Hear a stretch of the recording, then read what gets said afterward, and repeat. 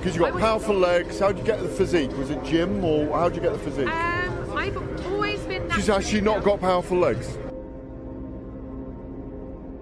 Do you shower in your dressing room? Do you have a shower on the day of a fight or not? Tell us about the tattoos. Shut the fuck up, you little prick. But then I've got the Phoenix. Hey, prick. So I'll take it from Bob every day of the week. Absolute disgrace. I'm sure no one will mind. Move him out of here, Darren. Ricky Hatton didn't go over for his fighter because he risked getting abducted and sold into sexual I never said that. Both have been rape victims. I'm not watching Frank Buglioni live on Saturday night. You're out of your mind. Jesus Christ, get yourself a life. He's actually a priest. Yeah. It's because his brother John Fury eye gouged him. What have I told you all this time? He's going to end up sucked out, fucked out, looking for a handout.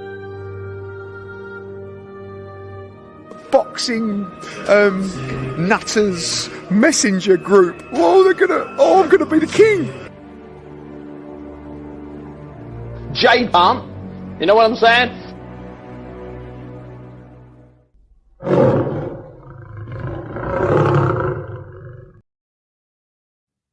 Well, hello everybody, and welcome to the 549th edition of the Boxing Asylum Nuthouse podcast. I'm your host, Steve Wellings, and joining me on the call we have Matty Di Gialinardo, Matt Butters, and Andy Patterson, going live on YouTube from 8 o'clock every Sunday evening.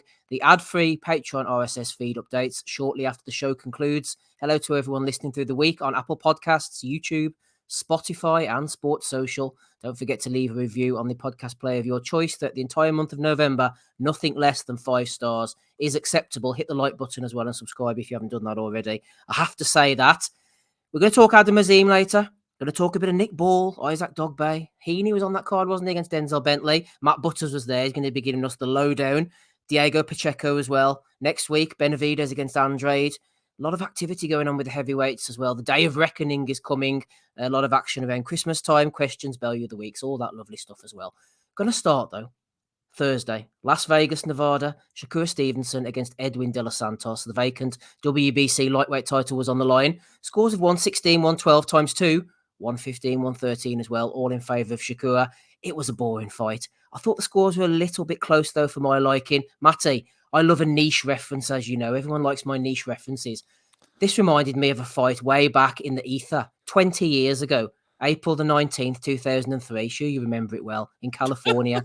WBC lightweight title. Floyd Mayweather went in against Victoriano Sosa. I was reading through the fight report, actually, after the Shakur fight, and one of the lines was, Sosa, often the more exciting and busier fighter, was not landing clean blows, while Mayweather was picking Sosa apart with pristine jabs to the face and to the stomach. This led to a lot of Floyd criticism. This is back to me, not the article, by the way. He came out in his next fight, Matty. He had something to prove. Many people picked him to lose against Philip Ndu, and he brutalised him. Absolutely scintillating display. Fast forward 20 years, we've got Shakur Stevenson putting in a similar display to that report. He needs a big performance now. He needs to go out next and brutalise somebody. He needs an opponent with an apostrophe in their name. Can you think of anybody? No one's coming to mind. Steve, that was a painful experience for me. What, me coming out with that reference? No, just watching that fucking fight, man. Oh. And I'm having a hard time, even getting into talking about it.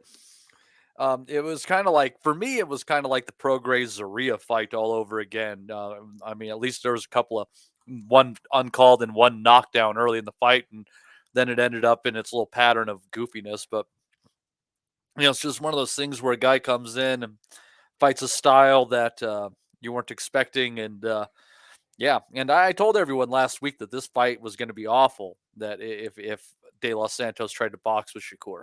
And he did, and it was.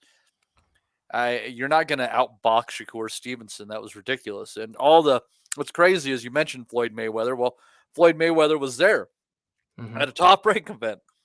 Andre Ward was there. Terrence Crawford was there. They all joined him in his locker room. There's a picture of him. So much talent in one picture. And then you had this shitty fight where I think De Los Santos landed 40 punches, Steve. 41. 40. Come on. One. Give me forgot credit. The one. Yeah. Damn it. Now that makes it even more difficult to divide. It was a really easy 3 1/3 until you fucked that up, Steve. And now I have to explore my fractions. But it unfortunately, it was just there's a lot to like from Shakur. If you try to box him, it's going to look ugly and he's going to outbox you.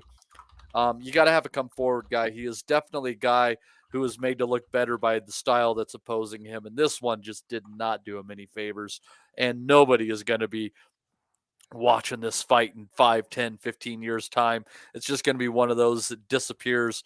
I don't think I've ever seen that Floyd fight that you've mentioned. I'm going to say people thought they'd forget that 20 years ago. Matty, here's Wellington dragging it up like a corpse.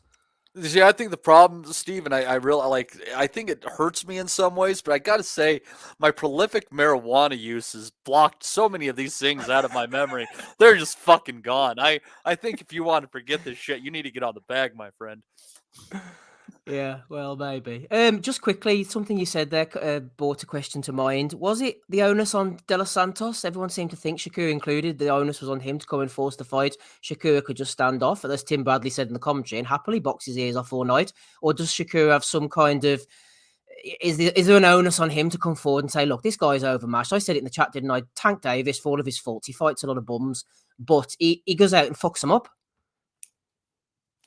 Yeah, and I don't think De Los Santos is a bum either. That's what's kind of disappointing. I mean, I guess it kind of falls on both of them, but I mean, did De Los Santos want to beat a pound-for-pound rated fighter and become the lightweight champion or not? He didn't, and he bitched and moaned at the end. I mean, you can't land less than 4 punches around and complain about what your opponent was up to. Like, throw more fucking punches, man. It was yeah. I mean, it can fall on both of them, but I think that when you're the B side, you have to want it more, and he didn't. No, didn't want it absolutely at all. Talking to B sides, Bellew the weak side for Joe Tessitore for saying, I think this was the 3rd or 4th round, Shakur is downloading the range. Oh, these fucking sayings that he comes off with anyway. Tessitore is a bit of a bugbear of mine, Andy. Matty mentioned about Floyd Mayweather there. He was there indeed. They're having photos together. I thought it was interesting. Tim Bradley again mentioned during the telecast, Floyd was there to maybe lure Shakur's signature. Tessitore didn't bite on that one, but we know it's the last fight on his deal. Shakur's looking at his options. He's made that quite clear. Got a lot of voices whispering in his ear. Bob Arum here, the fighter he's been with since his pro debut. Andre Ward over here. James Prince over there. If James Prince tells me something, Andy, I fucking do it, to tell you that much. Bud Crawford over this side. Floyd. Exactly. He's boxing on a Thursday night. Tickets aren't selling. This whole Grand Prix thing's going on. Maybe Top Rank knows he's possibly not going to be one of their fighters this time next year. Possibly, mate. I mean, I've not heard any contract renewal talks or anything like that, to be fair, but fighting like that or performance like that isn't likely to move the needle to try and increase any financial demands that he's got in contract talks and that.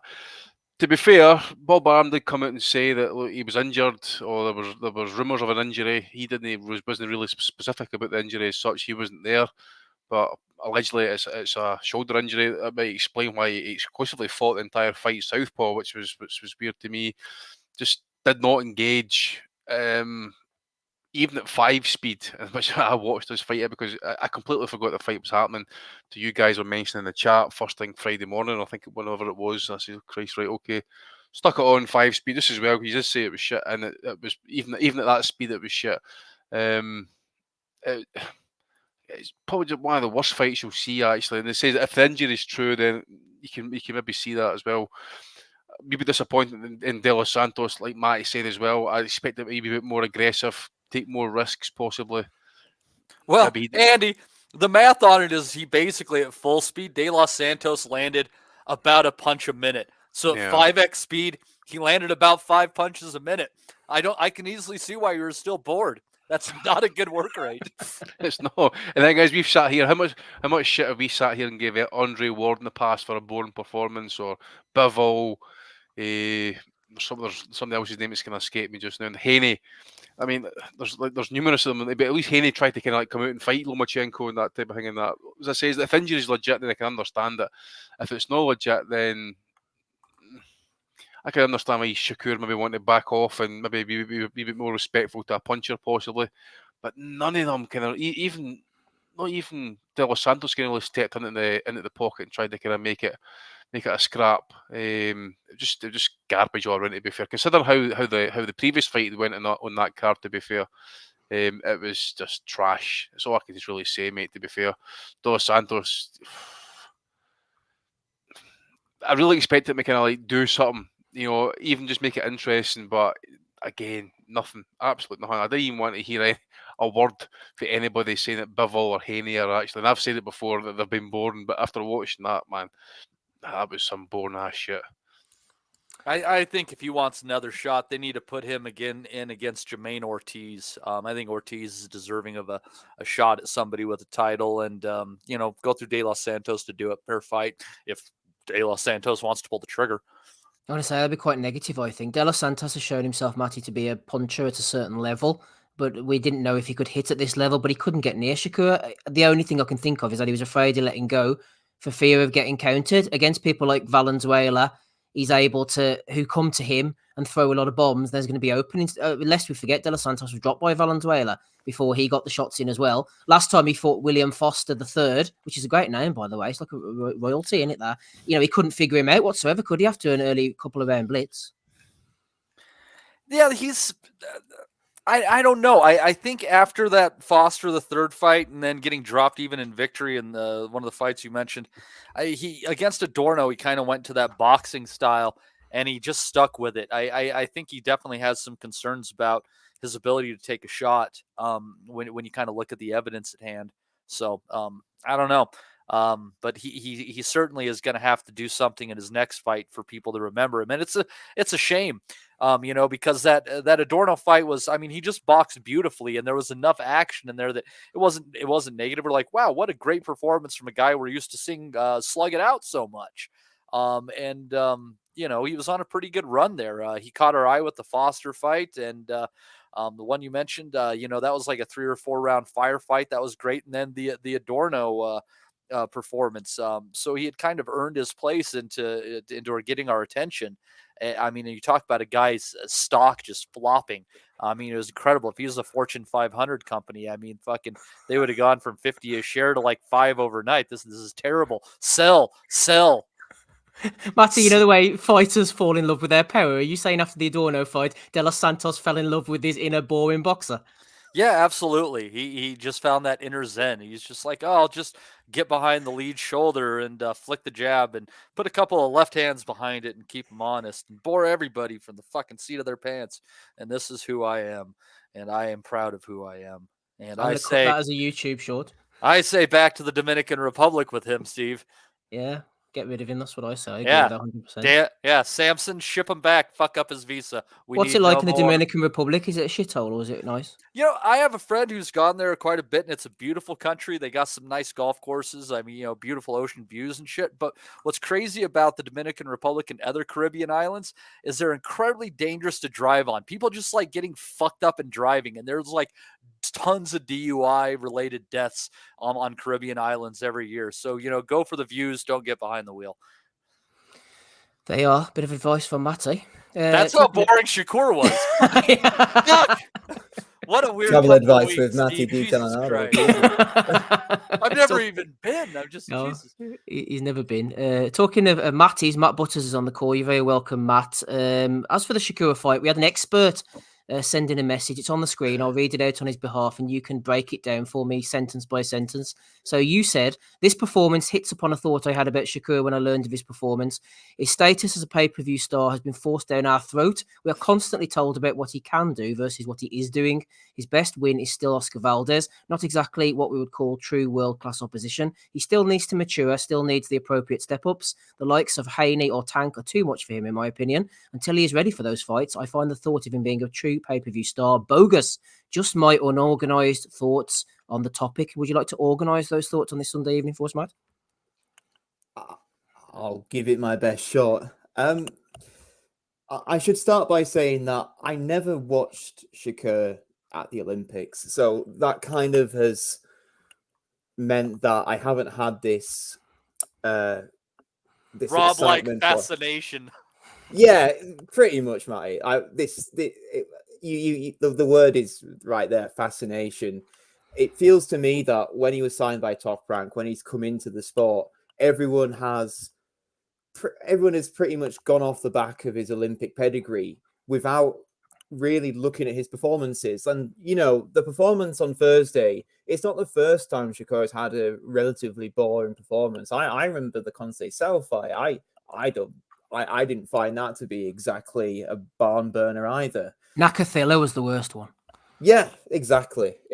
So, you know, Shakur's previous for these kind of boring performances where he just boxes the head of his opponent. So, really, in order for him to be a pay-per-view star, what we need from the likes of Shakur is we need him to face someone who is truly world-class.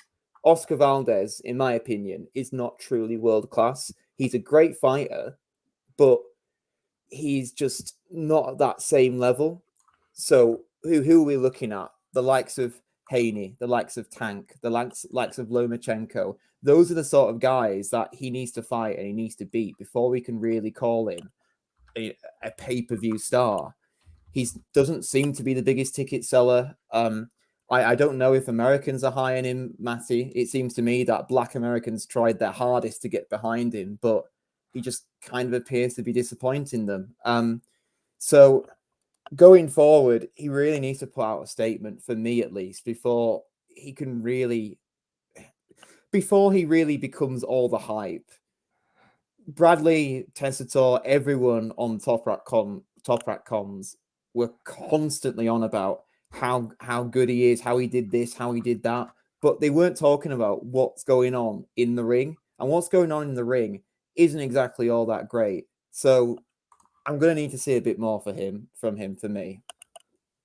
I think out of the names you mentioned there, Matt, realistically, it's going to be like in-house, isn't it? Probably like a Lomachenko or something like that. That'd be a great fight, if they can keep him in-house. Yeah, True. That's a good point. Yeah. I posited in the chat, maybe, I mean, look, he's one of my personal favorites, so I'm always going to chuck him out there. But Willie Zepeda, I think William Zepeda has that sort of pace that he can force a great performance out of Shakur. Well, he would definitely come forward and throw a lot of shots, yeah? It could be a whole lot like Floyd against Jose Luis Castillo, that one. What, he'd lose the first one? Fuck you. It could be razor. It could be razor close. I still maintain to this day that if Floyd lost that first fight, I could see a draw on the first one, but we could get it. We could has there been a punches from the past on that one, Steve? No, there hasn't. There you go, buddy. There you go. Yeah, well said. Yeah, the only one we've done is Mayweather Corrales. Andy, you wanted to come in on the pay-per-view chat there about Shakur? Yeah, I'm just pulling up the ring ratings actually just now. I'm just trying to see if he's actually ranked, but I don't think he is, Stevenson, at this time. No, I think he is, no. Just the fact is, I'm sure I've read comments from Stevenson himself in the past claiming that he's in the pound-for-pound conversation. So usually if you're talking of yourself in pound-for-pound terms, you're generally speaking that you're on the cusp of being a pay-per-view star. Based on that, I was going to say last night, on Thursday night, again, injury or not, it's just not a pay-per-view star. At least when we talk about Floyd in this conversation, especially at 130, 135, Floyd was dynamic, he was quick, he was fast, he was attacking. It wasn't until he went up to like 147 really that he started to kind of rely on his defense to set up the offense, that type of thing. Whereas at 130, 135, it was just explosive speed that it was just too good, too much for his opponents. Stevenson has got the speed, but I just don't think he's got the the defensive IQ that Floyd had as he kind of went up through the weights. I think any good fighter that puts educated pressure and who can fight him and fight back would put a severe dent in Stevenson. Potentially could beat him. Maybe lack of power. Sometimes you mentioned at least 3-4 opponents there that he's kind of born against and that. Don't want to say that was exposed in that because it says there seems to be an element of some sort of injury in that again, but they kind of like mentioned him and Floyd in the kind of same kind of parallel at this point, especially at this time talking about pay-per-view stardom. When you talk about this weight, Floyd coming up, Floyd was just coming up ready to be a pay-per-view star. I don't think Stevenson's anywhere near it, to be fair. Dale says viewing numbers are going to fall dramatically to the low thousands when I'm a Celebrity starts soon. I had noticed that myself, actually, Dale. There's only the 8,361 in the chat tonight, so I'm a Celebrity is taking its toll. Chase Athletics says 3-weight world champion. Shakur is not trash, just talks a lot. Absolutely, Shakur is not trash. 100% agree with that. He's clearly a very, very good fighter. But I think the fact he's a 3-weight world champion now just shows how tenuous, Matt, you can come in on that one, the kind of picking up the belts is. If ever there was an argument for who've you fought, names rather than picking up titles, he is a 3-weight world champion. We all know he's technically brilliant. He's very athletic, very skilled and all that stuff. But you can't base off the fact he's a 3-weight world champion. You have to look at the way they go about it, I think. Yeah. I think with the sort of quality of champions nowadays, so-called champions, anyone can be, anyone of a certain level can become a world champion. It doesn't make you world class being a world champion. You have to look at the quality of the opposition, which, yes, he's a 3-weight world champion. And don't get me wrong, Shakur is a fantastically skilled boxer. The sort of the performances he's put on so far against guys who are good opponents shows that he is a fantastic operator. But there's a difference between being a fantastic operator and that top level, the pay-per-view stars that we're talking about. And I just don't think he's there yet. He needs, again, an appropriate step up. He needs the sort of, the names we've been talking about, the Lomachenko or the Willie Zepedas. And I think those two fights in particular are the two fights they should be looking at, because I think those are potentially still winnable fights for him.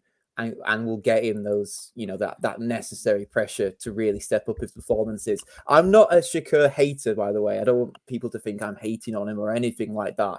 I want him to succeed, but I just don't think the hype is real yet. And I want the hype to be real. And I want him to have the tests to show that the hype is real, to force something out of him, to make everyone believe he is what he is. He's not complete. You don't have to feel sorry about not liking a fighter who's not complete. Let's straightforward. Like, he doesn't have the killer instinct that we like to see, and he might be like almost a Floyd level as far as skills go. Like, honestly, but he's got Tevin Farmer power.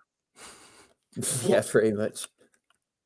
Floyd was blasting guys at this weight. That's the difference. Well, was he though, Matty? As my Victorio Sosa anecdote suggests, maybe not. But then, of course, in the Ndu fight, he was absolutely.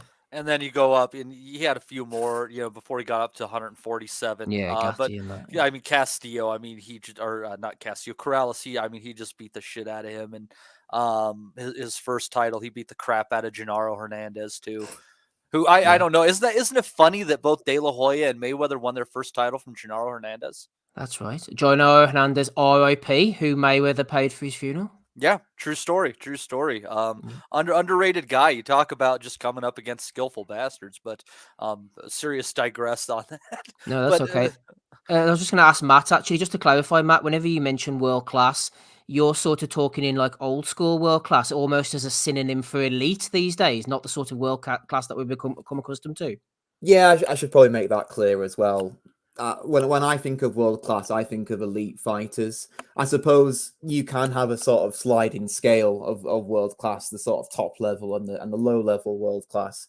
And I would agree that if you use that sliding scale, the likes of Oscar Valdez are probably a low level world class.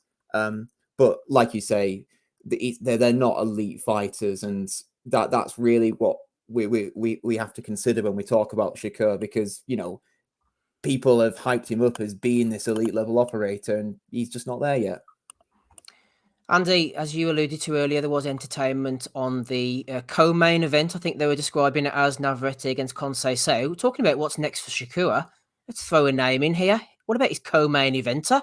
A man who's been travelling on these coattails for a couple of years now. Emmanuel Navarrete himself is exciting. He's familiar to the audience. He can punch. It'd be a black versus Mexican showdown. We know Bob Arum loves those. Navarrete, he's grown his belly out a little bit each time he moves up, so he'd have no problem. What is it, the Twinkies he was on, eating a pile of junk food, get up to 135. I could see that fight being made, you know.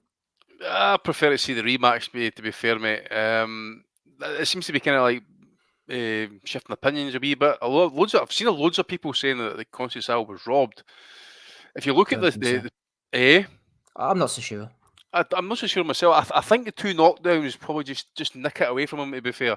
But then, if you get like people who are really into their stats, that type of thing, they're going to make a solid argument to say that Conceição landed more, threw more, probably deserved to win the fight. He outlanded and outthrew him in like 9 out of the 12 rounds. It was yeah. And the thing is, you just wonder as well when he's been at 130 now for a wee bit. So is he really going to be kind of at the last knockings at the weight? I don't know about Conceição, but it seems he just cannot get it over the line. I mentioned it last week. Eyes swollen shut and that type of thing as well. I do think he's deserving a rematch. In all honesty, it was a great fight. It was back and forth action. One of these ones I had it on 5-speed and that as well. But if you look at what Conceição was doing, he was happy to kind of stand in the pocket, try and maybe use Navarrete's kind of like power against him. But Navarrete, from time to time, when he was swarming him and that, he was landing some heavy shots and they were having a kind of telling effect on Conceição. So I think just basically that, coupled with the 2 knockdowns, for me at least, slightly shaded the fight to Navarrete. But I've got no problem with the draw. As I said, I think both kind of deserve a rematch. I think I like to see it next because I say Conceição is, again, I just think he's probably in borrowed time at the weight. He's 35. He's not going to get many other opportunities. I did think that one there on Thursday night was his last chance. He puts in that performance. I think he maybe deserves another one in that as well. So make it happen. And then if Navarrete wins that, let him go up and fight Stevenson, because if his injury is legit, he's going to need time off and that, so it's not going to be happening anytime soon. So plus it keeps Navarrete busy, and plus he was saying as well that the activity levels he's been having recently has been good for him. So he's got no complaints about his own performance, at least, that type of thing. So make a rematch anytime you like, Bob. Hopefully in the next 4 or 5 months. Yeah, hopefully so. Navarrete is quite an active fighter. Chase Athletics there, Matt Butters, saying that Conceição was robbed versus Valdez and Navarrete. You wouldn't maybe go along with the robbery necessarily, but you did think Conceição won it by a round? Yeah, I did, Steve. I think it goes back to kind of what Matty was saying about the amount of punches landed. I think overall, CompuBox had it. Did Conceição land him by about 100 punches, was it? I think I saw that somewhere. Okay. It just goes to show, really. Conceição was outlanding him in nearly every round, I thought. He was outboxing him at times as well. I actually thought Conceição fought the fight of his career. It was fantastic to watch. It was a fight of a man who was desperate to win a world title versus a world champion who maybe came in just a little bit overweight, you'd think. When I heard Tess say that he was eating Twinkies in the interview the night before, I didn't exactly fill me with confidence for how his performance was going to turn out. Shades of Chavez Jr. in his Speedos eating cereal. Yeah, exactly. And you know what? His gas tank really, I'm not sure really Navarrete had that much gas on Thursday. I thought Conceição was beating him to the punch. I thought really the only question we were having in terms of scoring these rounds was, were the punches Navarrete was landing, were they more powerful than the volume that Conceição was landing? And, you know, if you look at Conceição's face by the end of that fight, I think you can definitely see that there were some absolute belters that were being landed on him. And obviously we had the 2 knockdowns as well, which probably just shook things out of his favor, unfortunately. I'd like for him to get a rematch. He's probably not going to get a rematch. I know Navarrete said in the aftermath that he would like the rematch, but ultimately the fighter can want one thing and the promoter will want another. And I think the promoter will want to steer him away from any sort of danger. So personally, I don't think that rematch is going to happen, which kind of leaves me in a bit of a bittersweet taste for that fight, because though it was excellent, I don't think Conceição is going to get another opportunity like that again. And unfortunately, he didn't get it.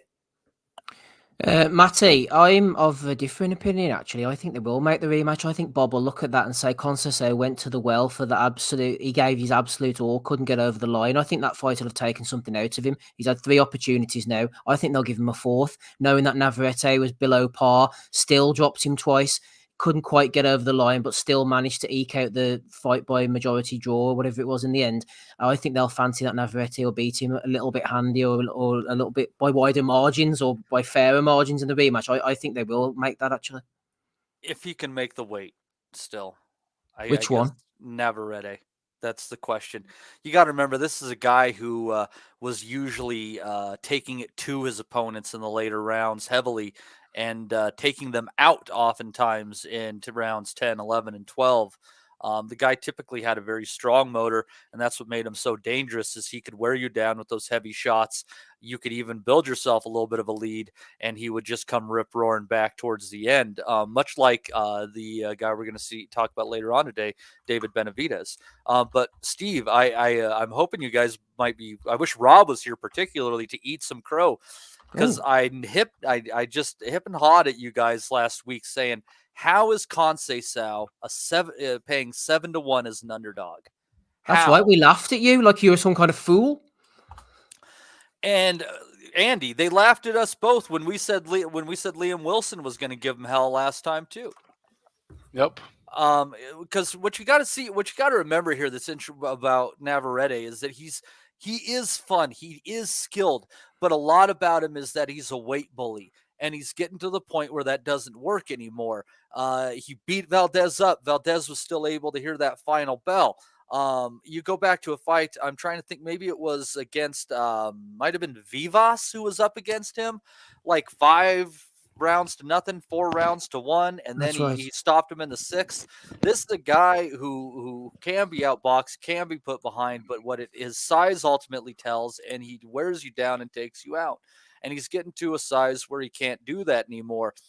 Wilson, that was a great war. He's not as skilled as Conceição. You got to remember, this is a gold medalist. He's a fantastic fighter who's been in there. His only defeats are against very strong competition, the strongest, arguably around his weights in Shakur. So the fact that this guy was such an underdog was ridiculous. I kicked myself for not betting the draw on that one. No, I bet the draw on the Hernandez fight, Steve, not this one. Stupid me. But I knew Conceição was not that big of an underdog. I knew that there was a lot more to it. And the other little thing about Navarrete you got to remember is that other than when he chooses to jab, basically everything that he throws has some sort of a tail on it. So it's hooking in some way, shape, or form, either from underneath or from the sides. And he might have really long arms for the weight. Him and Conceição have the same reach, 72 inches. But with everything has a tail on it, if you get the guy at the end of your jab, everything he throws is going to fall short. Surely, just regarding the weight, it's a discipline thing with Navarrete. I don't think he's tight because for any other reason. Like, motherfucker's eating Twinkies. Yeah. I just ate a Twinkie. I'm not an athlete. What's in a Twinkie? What's that? It's sponge cake with cream filling. Oh my God. It's lovely. Yeah. Well.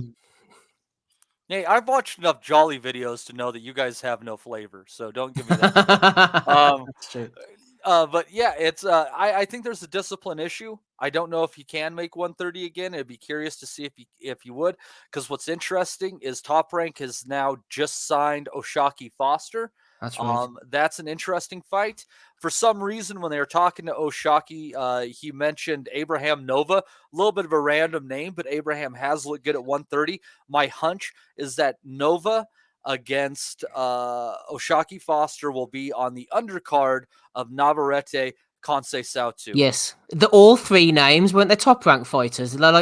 They sort of dangled the carrot, and you thought, oh, he's going to mention so and so and so and so, and he starts mentioning these names, and like you, he goes, and Abraham Nova, like what? So clearly, Top Rank have given him the names to throw out. Like it's got to be the mascot, Steve. It's like I want that guy with the fucking head, like that. Yeah, I want that big giant head at the ring when I beat his ass. So I don't know, but that's my hunch. I think that we'll see that first half of next year, Steve. Not a bad card. Conceição does deserve the another opportunity. If we'll see if everyone makes 130 pounds safely, because a Foster against Navarrete fight, if Navarrete comes out all right, is pretty interesting. And honestly, if Nova is able to take out Oshaki Foster after what we've seen in Foster's last two performances, I have no issues with a Nova and Navarrete fight either. Beatpot Boops throwing in 199 on the super chat. He says thoughts on the Fury versus Usyk press conference. We'll get to that. Don't worry. Yeah, we are cheap whores. You throw in the money, we will address it. If I don't follow the order, then my head will explode. So I'm gonna have to wait on that. Declan Graffin was trying to shame people into hitting the thumbs up button, but instead they started leaving. So that's the kind of scum that we're dealing with here in the chat. No offense to anybody listening out there. We love you all. Matty. Great bunch of lads. Great bunch of lads. On the undercard, I'll give it a quick rundown. You can talk about what you want. Brian Norman Jr., supposed to be a bit of a prospect.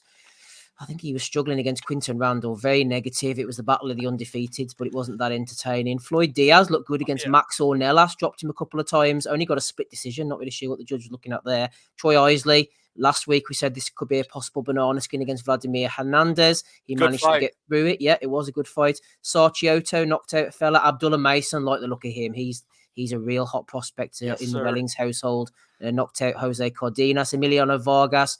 Can't remember that one. Hugo Mikalev, the Prince of Monte Carlo. He knocked out Sergio Odabe. And Jackson Murray, an Australian, went in against Stephen Torres. And we have some Bellew of the Week material for later on. What caught your eye there, Matty?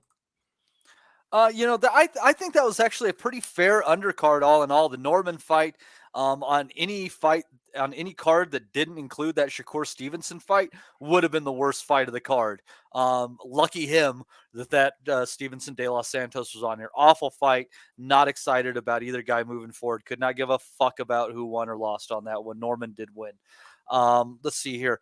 The Valenzuela Isley fight was really good. I thought that could have been a draw or around either direction, much like the Conceição Navarrete decision. I'm not offended by it. Hernandez coming in there as a 7-2 underdog and, performing as well as you and I probably thought he would have. And he might have done enough, depending on the judges and the location, to have gotten that decision. And it could have been a draw otherwise. But Isley got it by a round, 2-5-3 on all the judges' scorecards. But like we said last week, Steve, if this was a 10-round fight, I would have favored Hernandez much more heavily. And I think that he would have probably nipped those last couple of rounds and at least earned a draw, if not, be forced nicely to the canvas, because he did look like he was wearing a little bit towards the end there. But to be fair to Isley, he stood in there and he landed his own shots too. He didn't get run down like I thought he might have. He's got a little bit more pop than I assumed. Not world level pop, but enough to keep you honest. Let's see here. Abdullah Mason. I mean, he just sparked that guy. What a nice clean shot. He's a vicious bastard. He's going to be another great prospect coming up, as well as Fernando Vargas's boy Emiliano. Man, you forgot that one, but he just wrecked his opponent. He's got a great shot selection. He's somehow fairly defensively responsible as he's going in to do his work, but he's like his dad, man. He's out for blood. Vicious fighter. Class. Yeah, the heavyweight scrap you mentioned was weird. We'll leave the Bellew to the week to the Bellew of the week, but that was it was a pretty decent fight at times. I thought it was okay. That was honestly the card was a pretty darn good one all in all. Other than the Stevenson fight and the Norman fight, it was pretty good entertainment. I enjoyed it. Good, Matty enjoyed it, and that is the main thing on this episode 549. Matt is here, so is Andy. Matt Butters is with us as well. We're going to the BT card over in Manchester very shortly to hear his news and views on that one. I'm here, that's Steve. Let's have a look through the chat, give them a shout out, make them know that they are loved. Joe Burns is in the chat. Shout out to him. Lancashire Magpie. Yes, Matty, I was about to highlight that one myself. Thank you very much. He says, always listen on Spotify during the week. Managed to sack the missus off on this fine Sunday evening, and he's decided to spend it with us. How bad must his missus be, Matty? That's the question that springs to my mind. I don't know. I think a woman who's willing to give a man some spare time on a Sunday night is a great woman. I say this is a healthy marriage, and God bless the lass. Exactly. She's giving up her Sunday, the holiest day of the week, to spend it with the Asylum. Beatbot Boop's thrown in a super chat. He's thrown in his communion money there for us. Mark Stanton's there. Shout out to him. Yimmy Yappy. Chase Athletics, our American correspondent. Michael Thompson is here as well. So's Des MB, Declan Graffin. Good to see Declan in the chat. I know he listens during the week usually. Danny Young's here as well, head of our merchandise department. Who else have we got? Let's just scroll on. Fine merchandise he creates, Steve. He does indeed, yes. As you can see in Matt's picture there, the merchandise on display. I'm not talking about Holly, by the way. Ian Chalice, Snoop Bob's here. Chris Butler. Sorry, Holly. Sorry, Holly. She knows I'm only joking. Albert Ross is here too. Ricky Graville, MTK Enforcer. Always good to see Ricky floating about there. And I think that's just about it at the moment. Yeah, big thanks to everyone listening and participating in the chat. Even bigger thanks to anyone who joined us over on patreon.com/Boxing Asylum, Matty. Go ahead. I am slightly curious about what is banned in more countries between Ricky Graville and a Serbian film. That's a sure toss-up. Ricky, a.k.a. The Motel. Simon Hill's there. He's not banned. He's in the chat with us. Hello, Simon. And take Ames, of course. Aiming high on this Sunday evening. I'm not here, he says. A bit like Chuckrow. He might turn up later. Hopefully, we'll see. Ames. Right, Matt. I've tortured you for long enough. Let's get on to this card over in Manchester then. The last float finished about an hour ago. You've managed to get home just in time for the pod. Nick Ball getting a 12-round decision win over Isaac Dogbay. The main event, Denzel Bentley, just didn't quite look himself there against Nathan Heaney. I thought Heaney would get smashed in about 5 rounds. How wrong I was. Heaney got the win. Liam Davis, Mr. Excitement. 5th round win over Vincenzo Lafamina, who didn't look too great at the end of the contest. Bit of an upset as Harry Scarf won a variety of titles against Echo Esserman. I didn't catch Collins Miller. It was just a bit too early for me. I was like Danny Young, trying to get the youngsters into bed. Didn't see Rankin Coes in either. And Dakers against Webster was a bit of a dire heavyweight affair. What caught your eye over the evening, Matt? Cheers, Steve. The first thing that caught my eye was fellow nutter Holly sitting right next to me by complete chance. That is mad. So, for those of who are going to be listening later on, I booked my ticket to go to the boxing, booked a ringside seat, and it just so happened that right next to me, Holly, who's also in the Boxing Nutters Messenger group, also booked a ticket for that exact same seat. No coordination. Both wearing our Nutters t-shirts. Just so happened to get right next to each other. So less coordination than Solomon Dakers, you might say. Oh, absolutely. Certainly a more exciting moment than the entirety of the Solomon Dakers fight. That's for sure. But on the actual fights itself, it was a bit of a long evening. God, got in at 5 o'clock, left at 1 o'clock in the morning. Managed to stagger home by 2 o'clock in the morning, and then straight into bed. It was a bit of a long night. One of the longest ones I've had in a very while. One of the longest ones I've had in a while where I wasn't completely off my head by the end of the night. I actually had to be sober in order to be able to drive home. So that was that wasn't great. But going to the actual fights themselves, my God, the fights were fucking fantastic, Steve. Completely worth staying up until God knows how long at night to watch them. I'll go briefly on every single one because I actually think there was some quality in the majority of the fights besides Dakers, to be honest with you. Bentley Heaney was a really massive upset, I thought, for Heaney. I actually thought he was going to get smashed by Bentley, to be honest. I thought he was going to get knocked out early. And in fact, it was Bentley who looked slow, looked ponderous, looked like he just didn't know what he was, really didn't look like he actually wanted to keep the title at all. And Heaney just backed by the 2,000 Stoke supporters. They were all right next to me, all standing on their seats, all throwing beer everywhere. They were right behind their lads, and I thought Heaney put on a bit of a inspiring performance. Wanted the title, got the title. That's how you win. That's how you win a title. Moving down, Nick Ball, Isaac Dogbay. Good performance, I thought, for Ball. Dogbay came out and didn't look like he had all of that damage that we thought he might have had after the two Navarrete fights. He looked sharp, looked powerful. I thought he was landing some pretty hard shots on Ball, and he wore them well. I thought he had a pretty decent chin that whole fight, but I think it was just the volume of the shots, the volume and the power. It was just telling after a while. Do want to give a quick shout out to the third round, where I thought Dogbay might have scored a knockdown over Ball, and the fourth round where a knockdown was scored, but I don't actually think that he was actually that was really. It was more. I think it landed on his shoulder, mate. Is that the one that went into the ropes? Yeah, one of them in the fourth round, wasn't it? Was Ball bit held up by the ropes or something? Is that the one? There was one when they kind of like staggered into the ropes, but it was the shot actually landed around about the shoulder and that, so it wasn't really. Fair. If that's the case, then fair enough. But from my angle, what I was seeing was a shot. Yeah, I've seen a shot that landed that landed on him. So if he landed on his shoulder, then that's fair enough. But overall, really, I'm. Overall, like, there wasn't really much debate. Ball won that easily, and I'm really excited for fights going forward for him. Liam Davis, absolutely great fare as usual. Gave a really powerful performance against a guy in fucking Vincenzo Lifamino. He came out really wanting it. He came out swinging. Yeah.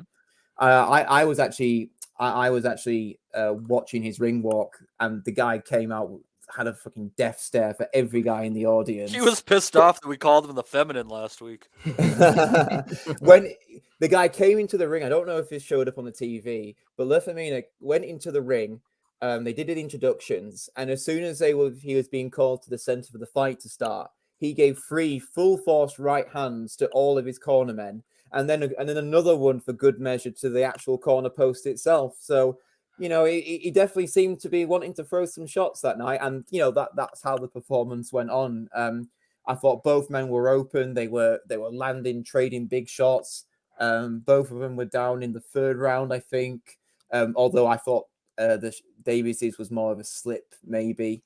A shot landed, I should say, so it was a true knockdown, but it was like more of a flash. And yeah. Davis finished him properly, and he's become quite an exciting fighter. But he is, isn't he? Yeah. I think between him and Nick Ball, I think someone said it in the Nuthouse group that they are probably two of Frank's.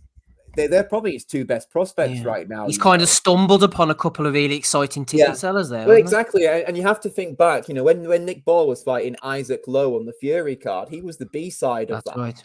Absolutely smashed him. Has now come out to have this fantastic run, and.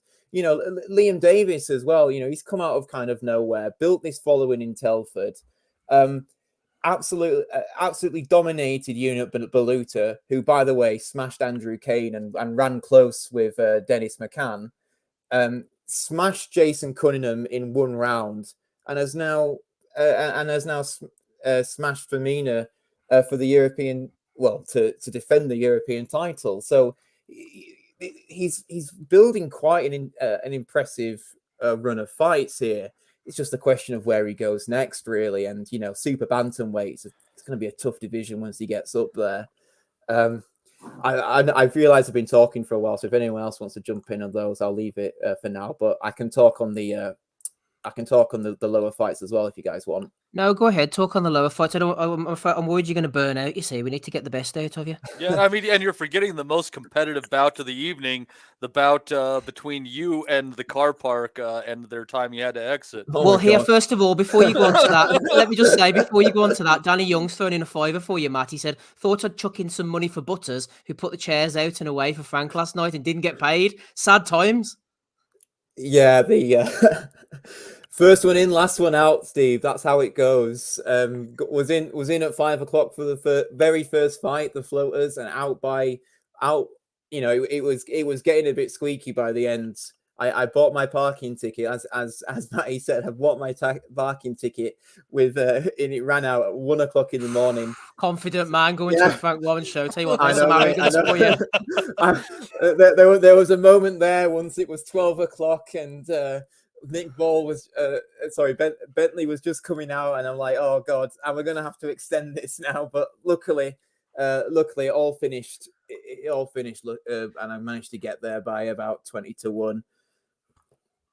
But yeah, moving on now to the lower fights. Let's see. Echo Esserman lost at a unanimous decision to Harry Scarf. Well deserved, in my opinion. 115-113. I had it. Another one, kind of like Bentley. I really didn't. I don't know if something was wrong with Esserman or if something's going to come out, but he just didn't really seem at the races that night. You know, he was called the engine, but I don't think he had much of an engine. He wasn't really throwing a whole lot. The volume and he didn't look too hot in the last 2 rounds of his fight prior too. I can't remember who that was against, but I don't know if he's tied at the weight, maybe, Matt. But you're right. The motor's not what it was. Yeah, and it was just overwhelmed really by Scarf, I thought, who, by the way, had a pretty decent turnout in terms of fans at ringside for him. All on the front row, they were shouting for him. So I was quite happy with them for that. Those Clifton Mitchell fighters always do. I know Sandy Ryan brings a good, and Dave Ryan, her brother. I remember them fighting in Belfast, and they brought a good 100 or so over. They are well supported. Yeah, you could tell maybe by the halfway point that Scarf was properly in this, and I think that really buoyed them on to really get behind their man. And yeah, Esserman, it's a shame really for Esserman, to be honest with you, because you know I really touted him to go on and do great things. You know, I thought he would have won the European title had he fought it, but he's just kind of kept this British title and defended it and defended like stagnated it, like he sort of plateaued at the same level almost. Yeah, exactly, and not really moved on. Which again is a shame because he's had, you know, his sort of style. It was, you know, he had an engine. He kept it.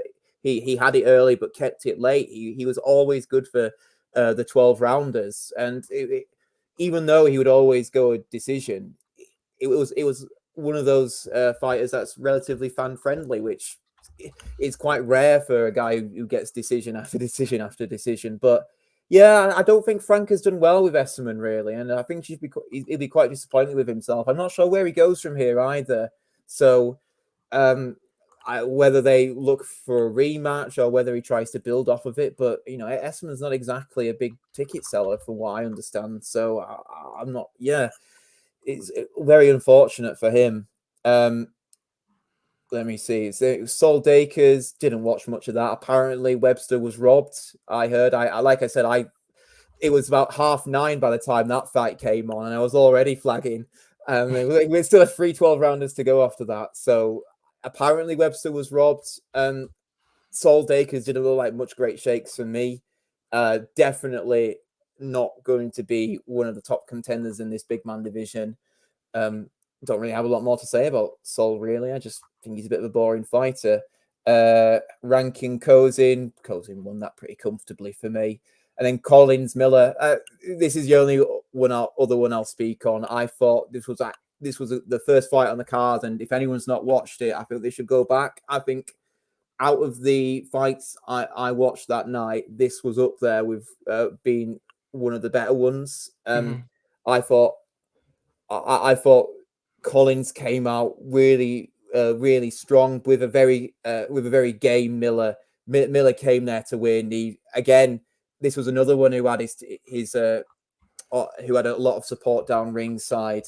Everyone shouting for Miller. He was a Manchester lad, I believe, Miller. So most of the crowd there were all for him, and you know it really buoyed him on to take him down those rounds, even though he was getting some proper hard shots landed on him. I thought Collins had the cleaner, more effective work. I think he was probably landing more in those rounds. Miller, I think Miller had better in the middle rounds, but ultimately Collins won it by about 2 or 3 rounds for me. I don't agree with the draw card at all. I think that was probably a judge who listened a bit too much to the crowd and not enough to what was going on in the ring itself. But very exciting fight. Both guys there to win. And, Colin seems to be a pretty decent Scottish fighter. So I'm sure Andy is hopefully right behind him. Good stuff, Matt. Stick around. We'll give your voice a break for now. Yeah, Anthony Kakachi was supposed to be on that card against Ryan Garner as well, but that fell through. But it was still a good night by the sound of it. Rapping Rob Kelly's here. Before we go to him, we'll get the other boys' opinions. Matty, starting with you, give us a rundown of what you saw on that TNT card, if anything. I'll tell you what. I think the first fight that I picked up was the Dakers fight. Unfortunately, I missed Cozine and Rakin. Sounds like Cozine got the win and she deserved it. But Dakers' opponent, what was his name, Webster? He should have got the decision, but it's his fault that he didn't. He showed that he could hurt Dakers. Dakers does not seem to be very steady on his feet. He doesn't seem to know what to do when he gets hit. And if Webster wanted to walk forward and bully him, he could have made it an easy night and he could have made it a short night. The only reason he lost, the only reason it went to decision is that he decided to be too passive. That's all. I don't think he trusted his conditioning. He looked like he spent a lot of time on the sunbeds as well. You might be right. Just a little bit too much time on the tanning bed, not enough time, jogging and such. But yeah, possibly. So that one was kind of a crap fight. I'm as soon as I can, if Dakers comes into his next fight as a favorite against the punchers, I'll be shorting him no problem. He's a knockout waiting to happen. Esselman, it was kind of sad to see him lose. I liked him. He's an entertaining fighter, but Scarf really earned that one down the stretch. And I just, the last few rounds, which Esselman usually controls, he just doesn't seem to have quite the pop in his shots that he usually does, which forces his opponents back in those later rounds. So unfortunate for him, but good for Scarf. That was a nice win. We'll see where he goes from here. Let's see here. Ball and Dogbay, that was a really fun fight. I thought that really in the first 3, maybe 4 rounds that Dogbay probably hurt Ball in the last 10 or 15 seconds of each of those rounds, respectively. He gave as well as he got at times, but just got overwhelmed by just a really muscular, physical guy who isn't so much of a puncher, but just kind of wears you down a little bit. Dogbay is quite the durable guy, and if not for that, he would have been taken out much earlier in the fight for sure. But that was a good win for Ball, onwards and upwards for him. Looks like it could be, of course, the end of the line for Dogbay, but I don't know. Kind of depends how you rate Ball. Could be a few more interesting fights for him out there. Davies was really fun. That was a nice little firefight. He's good, isn't he? Yeah. Absolutely worth watching. For anyone that didn't catch that one, just kind of threw caution to the wind, said, I'll throw with this Italian guy, and throw they did. Both guys getting caught at times. Fun while it lasted for sure.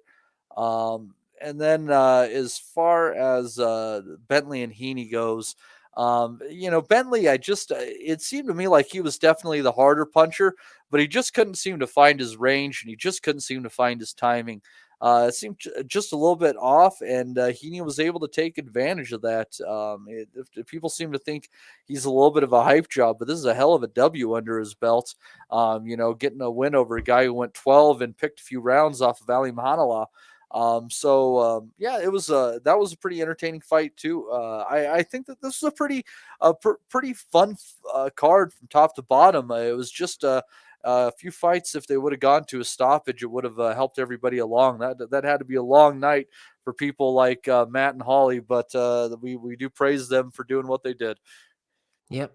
We do praise them indeed. Andy, just Bentley didn't look right in there for me. I mentioned in the Nuthouse chat that he kind of pulled the surprise on Alim Hanaluli, whatever you want to call him, at world level.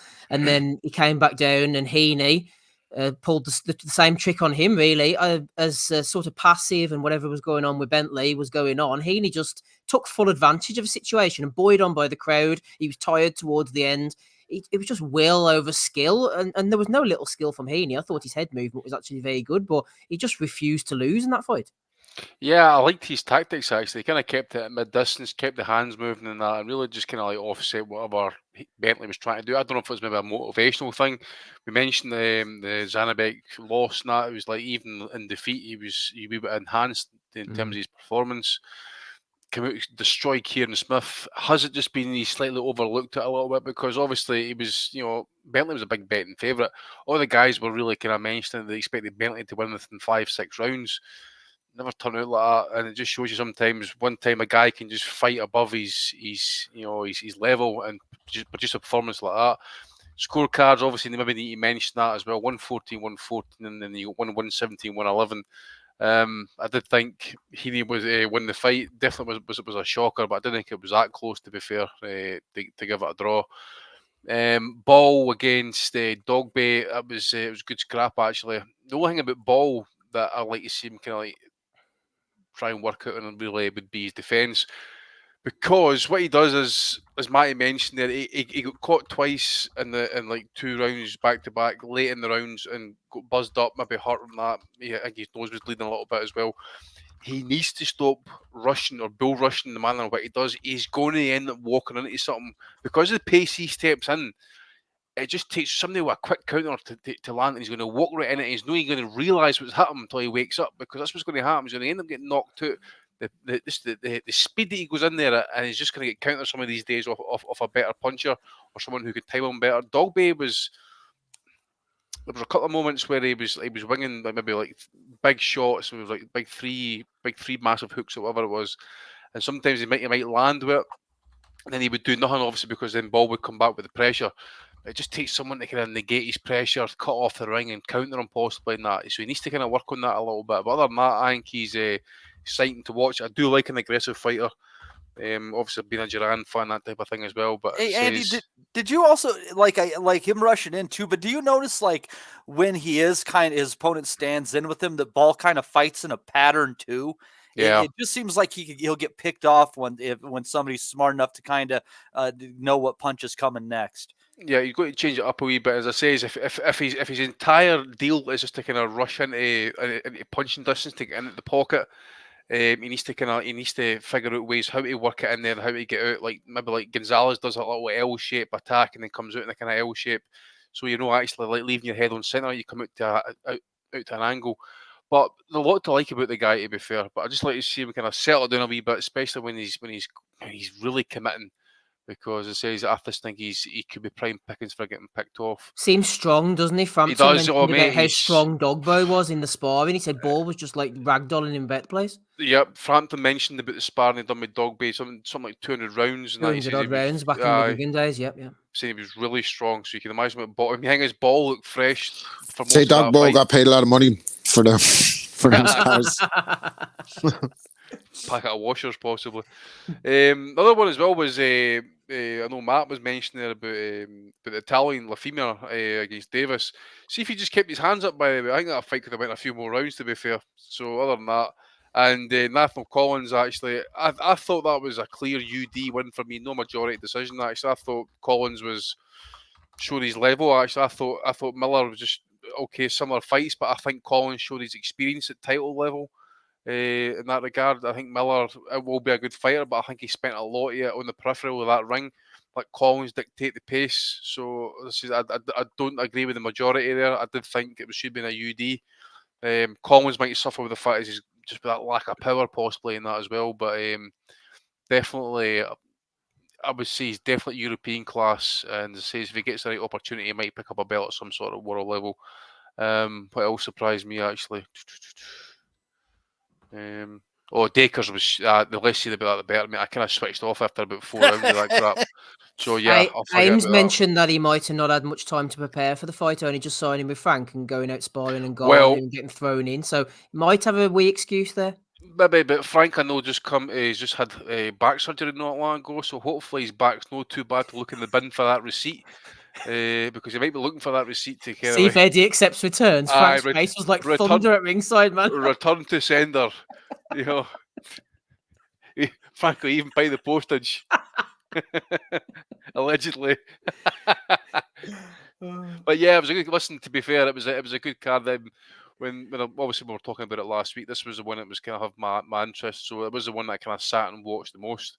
Never seen any of the Sky cards, so please don't ask me any questions about that. So aye. No problems. Rapping Rob Kelly's with us. Before we go on to Shakur Stevenson, Rob, I'm sure you're desperate to get onto that one. Good evening to you. Do you want to pick up on the BT card? Did you watch any Nick Ball and Isaac Dogbay on a Saturday evening? Nick Big Ball. Didn't we? Fuck. Ozzy was fucking predicting that Denzel Bentley was going to smash up Nathan the Dream Heaney. So was I.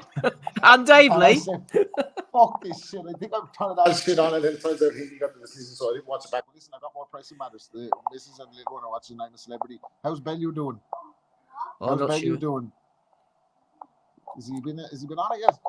Well, I heard the plan is to parachute into camp, so hopefully there's a malfunction.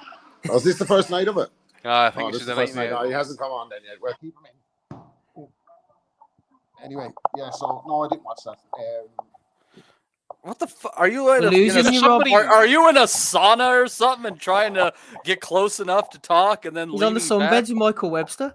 Was the sound bad? How's the sound bad? Whatever headphones. There you go. Oh, there you are. We can hear you now.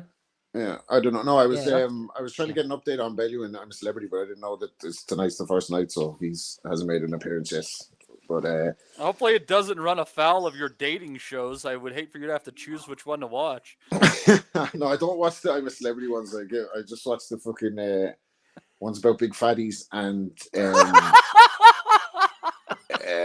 the 90 Day Fiance ones. I love them. Like bit of that. Like and midget dating. That's right. And midget dating. If you can't get enough of that, I can't get enough of it. They should have them box on some of the Misfits cards. That'll bring some value. Have that idea for free, guys. No, I didn't see any of this shit. Like, it sounds like it was great, but I'm only interested in big fights now, Saudi Arabia and shit like that. You know what I mean? I can't be getting up for this fucking BT nonsense on a Saturday night somewhere in England with a load of fighters who are just getting paid normal wages. I need Saudi Arabia money. You know, that way to motivate me now. That's where my head is at. So I didn't see it. I did unfortunately see Shakur Stevenson. I think Tupac Shakur would have put a more live performance in than fucking Shakur Stevenson on the night. Like, oh my God. And like me, just goes to show, don't fucking listen to a word I say. See, the listeners are like Rob's on the money. I don't know what the fuck I'm talking about because I thought that Shakur, with the pressure on him, he's seen, like, he's learned, you know, he spends a lot of time with Ward, a lot of time with Crawford, you know, he's surely taken from them that you don't fucking hang on forever to get the big payday, like, make it exciting, step it up. And, like, he doesn't deserve all the fucking flack for this because De La Santa should learn to try and cut the fucking ring off. Like, he let him fucking hit the corners like a fucking track meet, like, and couldn't get near him. But that was, and I actually loved some fucking Rigo. When people were booing Rigo, I was fucking saying that I was on the same mindset as Rigo himself, like disdain for people who can't marvel at a lad who can't get touched when he's in the middle of the ring. But the problem is you have to be active going back the way. Like, and Rigo at times was like super conservative. But like they were sending him up to fight like fucking Japanese monsters, like 6 foot guys and all. He was like fucking 40. Shakur Stevenson has no excuse. Like, he should be putting an exclamation mark on that performance. Yes. Not discrediting De La Santa. He wasn't good enough to beat him. So why not engage more? Why not make it more exciting? Why not go for the fucking stoppage? Your level's above these guys. You want the big fights at 35, and nobody wants to fight you now. Agree. You haven't done yourself any favors because all of them now are going to say, who's going to watch him? You know what I mean? Tank Davis, not watching him, he's boring. Devin Haney, not watching him, he's boring. Like, any of them now can say he's boring. And based on that fight, I know he's gone up now, like, whatever. But Tiafimo and all them, like, I don't know, like, if would he be able to, like, again, recency bias, like, I still think he's fucking brilliant fighter. Probably had an off night. He's capable of so much more.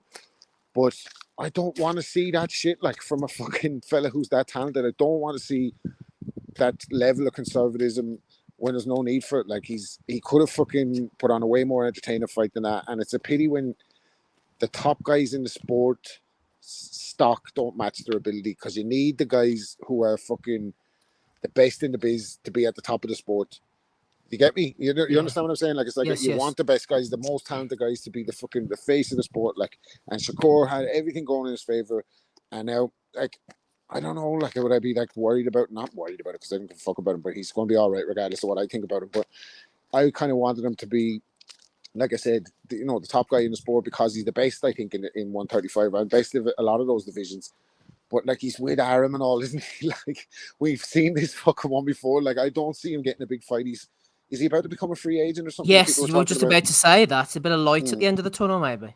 Yeah, so like maybe he'll go PBC or something like, and that new Netflix thing might be an option for him. There'll surely be plenty of offers for him, but he's got to look better than that if he wants to put asses in seats, and if he wants to bring, he wants the other fighters to bring something to the table. Because at the moment, belts don't mean a fucking thing. They'll happily skip over a belt for a payday, like, and having the collateral of having fucking multiple belts in multiple divisions is not meaning anything if you can't. And like the public, the boxer, even the hardcore boxer public, like fuck the public, like the public wouldn't give a fuck.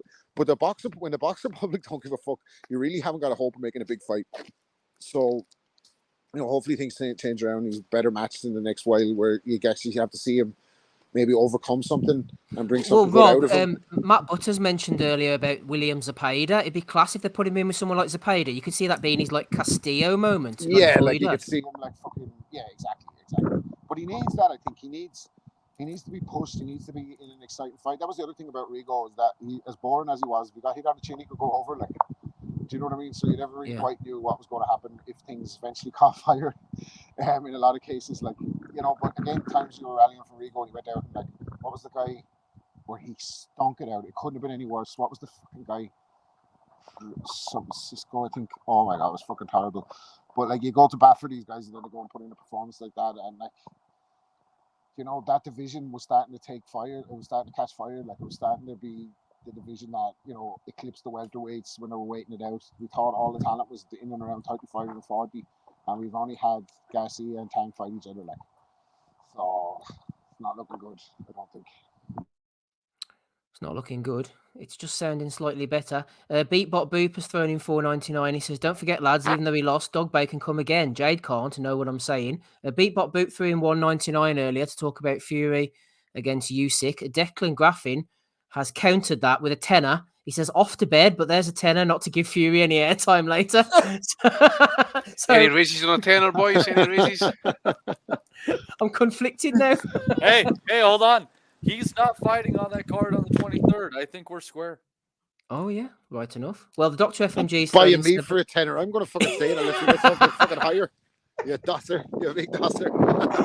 Here's one for you, Rob. Dr. FMG throwing in $7.99 Australian dollars. He says, "Strange to listen to boxing content without a shout out to His Excellency and Chairman of the General Authority for Entertainment, Turkey Al Turkey Sheikh." So, shout out. I was just about to shout him out. And now he's beat me to it. So I hope His Excellency throws in that fucking super chat. Throw a Lamborghini in the super chat, no problem, anytime he likes. Shout out to the boys. Yeah, it's always the same ones throwing in the money, the Patreon subscribers. Do a big raffle for Ricky Gravel for 40 tickets for the Lambo. Ricky Gravel is here. Rob's with us, so's Matt, so's Matty D, Leonardo, Andy, me, Steve. Episode 549, we're going to have to get a move on here, aren't we? Otherwise, we're going to be here all night. Where are we? Nick Ball, we spoke about him. Let's get him out the way and move on to... I'm the only one who saw the Sky card. Just quickly, Matt Butters, you saw Steve Claggett on Tuesday evening in Canada. Forgive me if I'm getting that incorrect, but he's an all-action fighter anyway. Well worth the watch on a Wednesday morning. Yeah, I did manage to watch him. Those, I think you said on a previous pod that the Eye of the Tiger cards are well worth the watch, and this one was no different. I actually thought it was a pretty decent watch. Claggett. He's one of those on the road fighters, isn't he? Will just fight anyone, anywhere, and he's got a great run of form recently. I'm trying to pull up his box rec. Hang on, yeah, he's had a great run of form recently with his with quite a few high quality wins, and this Madueno, that he fought, I just thought it was a fantastic performance from him. Really high quality, high action fight. I thought he might have maybe been able to get Madueno out of there at certain points, but yeah, it just wasn't meant to be, I think. But yeah, I very, very much enjoyable performance from him, and it's that sort of pace that he sets and that sort of cardio that he has that I think would actually cause some problems to some of the top guys at 140. I don't know if this is where he's going to stay 140 or if he's going to move up or move down, but I wouldn't mind him staying here maybe for a little bit longer. He'd probably get himself a decent payday here. I'm not saying he could ever go into the top reaches of this division, but he could definitely find himself a decent opponent on a decent card and get himself a great payday. So yeah, I'm high on Steve Claggett, Steve. Absolutely. We're going to cut that one there. He fights at a good pace. He can punch as well, and he seems like a nice guy. So good luck to him. I'll go over the Wolverhampton card very quickly. I know Take Ames was there, but I'm not sure anybody else saw it. In the main event, I suppose Azim was the main event, but shout out to Tyler Denny. He's one of these guys who's done things the hard way. I think they said he was 3-0-2 right at the beginning of his career. He's come back. He's won fight after fight at decent enough levels, generally risen up to fight this Matteo Signani. Didn't realise he was 44 years of age. It was a bad head clash, and Signani's corner, I don't know, they kind of swallowed it, so they didn't fancy it anymore, and it ended up as an 8th round TKO. Shout out to Denny. The crowd were chanting his name. He didn't really quite know what to do with himself, and it was just a nice moment in Wolverhampton. First stop of his career, too. You don't see too many. Big day. Big day, exactly. First stoppage of his career. When you're coming to town and get stopped in the 8th round, that's Signore. Oh dear! Shout out to Matt Butters. He's done enough. He's off. I've had enough, Steve. No, but seriously, thanks all for having me on again. And have a good rest of the pod. And I'm going to go now and think about my life choices. So I'll leave you with that. So you should. Thanks very much. Good to have you, Matt. Take care of yourself. Cheers. What else did we have? Adam Azim looked good against Frank Petitjean. He was the European champion. He was waiting to be let out the cage, Mr. Petitjean. Very negative. Didn't throw many shots. Was afraid of being countered, really. I like Azim. Good fighter coming forward. Very skilled. Very offensively minded. I was listening to an American podcaster a couple of weeks ago. I can't remember who it was, former fighter. And someone mentioned Adam Azim to him in the chat. And he says, he looks very good coming forward, but his defense is a bit leaky. So I thought that was quite an interesting observation. So whoever it was, I can't remember, seemed to think Azim was maybe needed to tighten up the defense a little bit. It'll be interesting to see when somebody hits him hard and often how he reacts, but he's looking good so far. Reese Edwards got a win over 10 rounds against Brad Foster. I thought Foster won, but then again, I picked Foster in the prediction league, so maybe I was just trying to inject those points into my veins, and unfortunately didn't get the decision. Richard Riakporhe knocked out Dylan Brezion. A bit of a pointless fight there for Riakporhe.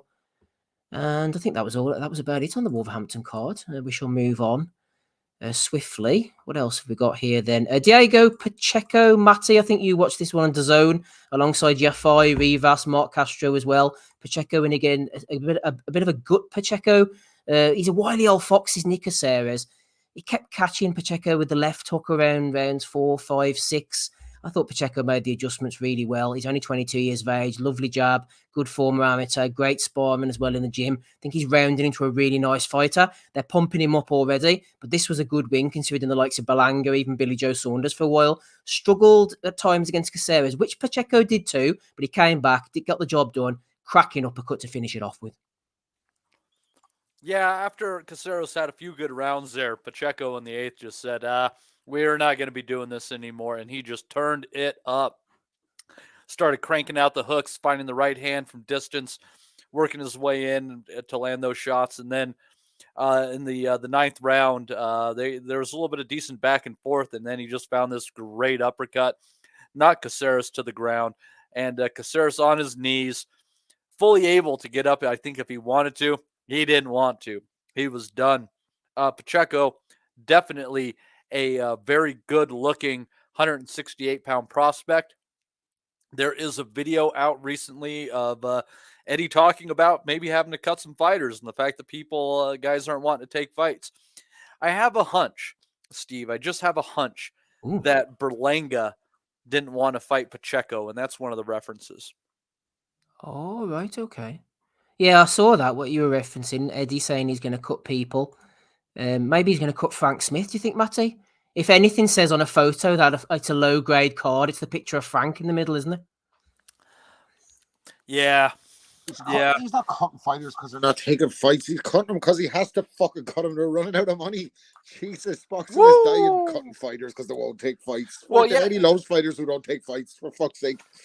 But in defense of kind of what he's saying there, you have Berlanga, Puerto Rican, Pacheco, Mexican, and you have that whole rivalry thing going on there, and that'd be a money-making fight.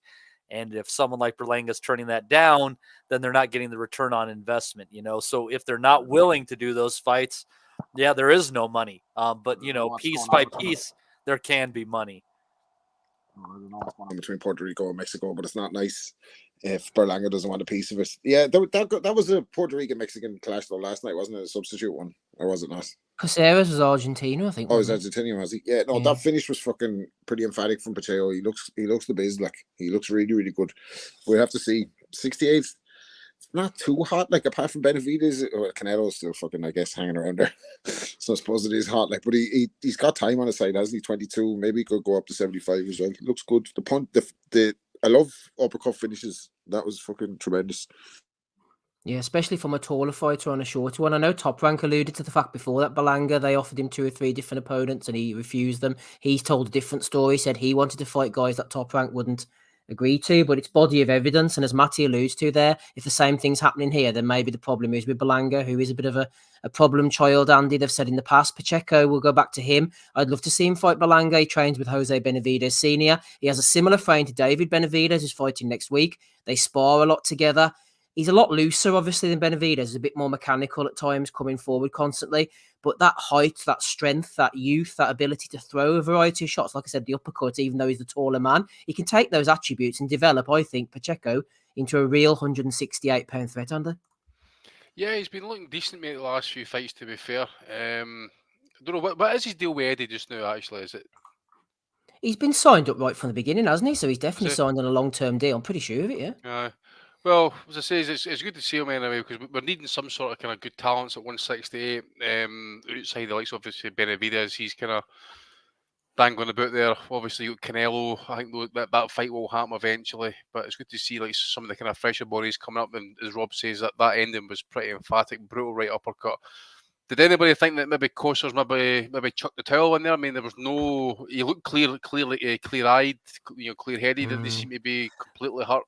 Those 2 rounds, he was eating a lot of hard shots in there. Yeah, the last 2 were. He tried a few things, hadn't he? He tried the left hook, he tried the blatant headbutt, and he thought, forget this, man, this shit's going downhill. Aye.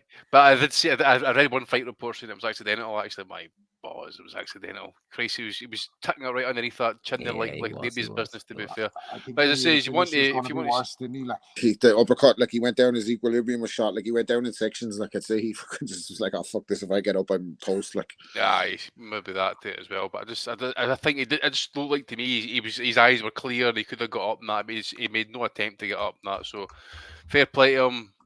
He wins the fight, Pacheco. I just wonder actually what Eddie's not really having a good time just now. Actually, I'm just wondering what he's going to do with him, because obviously he's talking about trying to make these fights, and he's made one step anyway to get Joshua involved with the Saudi Arabia thing and that type of thing. But what would he do at 68 in terms of this guy, Pacheco? I mean, he's not going to make these. He's obviously lost Alvarez.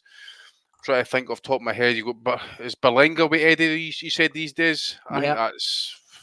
I think that's a fight for down the line, to be fair. Berlanga's just hasn't improved over the last Beck the Bully would be a fun fight, wouldn't he? Because he's dangerous, although he's with Oscar. Aye, but then again, Oscar seems to be trying to make fights not happen across the divides. Well, he says he is, but I mean, I don't know how many he's actually making. He keeps saying it. Like, I don't think they're going to have a choice in 2024. All the tea leaves are saying that these guys are fucked, and they're starting to realize it. You're absolutely right there, mate. There's no money. The money is gone. You've got Al Heyman having burnt fucking God knows how many TV companies down to the ground. You've got Showtime, HBO, Fox, Spike, Bet TV. I mean, you name it. He's been through them all. ESPN, probably Fox Plus. Al Heyman's burnt everyone down to the ground in that. He's got all the money out of them as much as possible, and now there's none to be had. You're chucking it all in behind £80 pay-per-views, sending it over to the sheiks over in Saudi Arabia. Not to and worry. fucking- The Saudis have this, baby. His Excellency is going to be putting on cards with 50 fucking fellas on it every night. Watch, they're going to be all. It's going to be like Masters of the Universe or Secret Wars when they got them all and fucking put them on a different planet. That's what's going to happen. And all you It's going to needed, just fucking. They're all going to be there whether they like it or not. and taking all the fucking you big needed paydays. was a time machine to freeze Don King, and he'd have done it for fucking half the price. Not even Exactly. a quarter of the price, actually. You know what I'm saying? Don't even need a time machine. He's still there. still You just need him baim back in the game. That's fucking. He's got another 15 years left in him at the top. Ah, Don, if man, he was yeah. given Get him a in chance. on a Ouija board. I'm just thinking, obviously, I mean, I think the only name that kind of pops out to me immediately would be John Ryder. Yes, that's exactly what I was just going to say to you, Andy. Great minds. John Ryder. Or It's prime to be served up Ryder in a couple of fights, man. it is, and plus John's now getting on a bit. I'm not saying that he's washed or anything like that, but John has now been over the course a few times. Shall we say he's been robbed in a couple of them. Should have got better decisions in other fights and that, but you wonder how many opportunities are kind of left for John, really, and I think that'd be one of them. Other fighter I'd like to see would be Christian Mbili.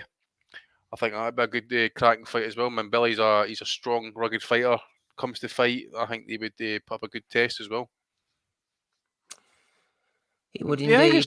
Top Rank need to get the finger out their arse as well, mate. I mean, they're not doing nothing anyway in terms of like some of the bills they're putting on in terms of the fights and that.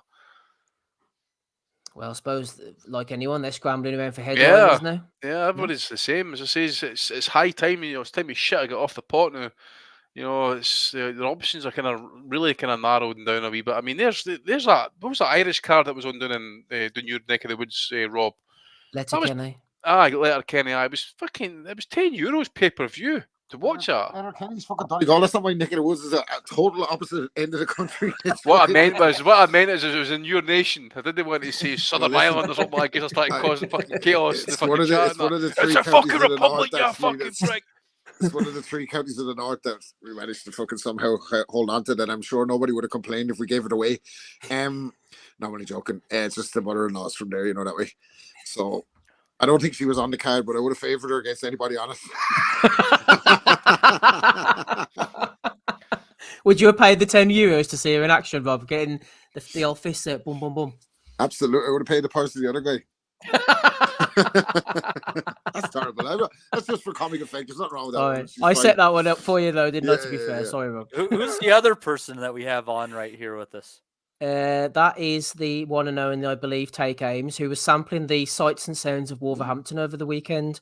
Ames, the man on the horse, Dudley Street McDonald's, the Civic Hall. I'm just here early for the Misfits boxing chat. Come on, then. What did you see? What did you see, Ames? Well, I see. Classic. Kind of not too much.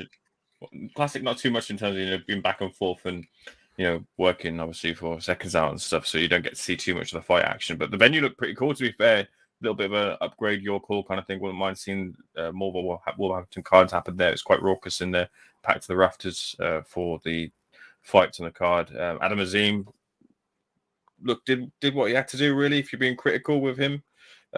Probably should have stepped on the gas and stepped through the gears a little bit more from an opponent who really wasn't offering all that much. I know that he kind of dropped him before he eventually got the finish beforehand, but you feel like maybe Adam is a little bit guilty of wanting too much to hit and not get hit, and that maybe needs to be fashioned out of his game as he looks to step through the ranks and maybe just hold his feet a bit more and really kind of throw down to get his opponents out of there. You already mentioned Tyler Denny is a real success story. He had a bit of a hit back a little bit at Shalom. Shalom said that he was a toilet cleaner and had rose to the ranks of a European champion. And Tyler was like, "Hold on, I was a plumber, not a toilet cleaner." Either way, Shalom's out of touch like Frank Smith, I think. Either way, a great rise to European contention for Tyler Denny, which again, like he is like alongside of the good work they've done with Dan Aziz, really unheralded, not really favoured by any promoters. So they've given him some backing with Boxer and Sky Sports, and he's taken his opportunity from the BCB gym.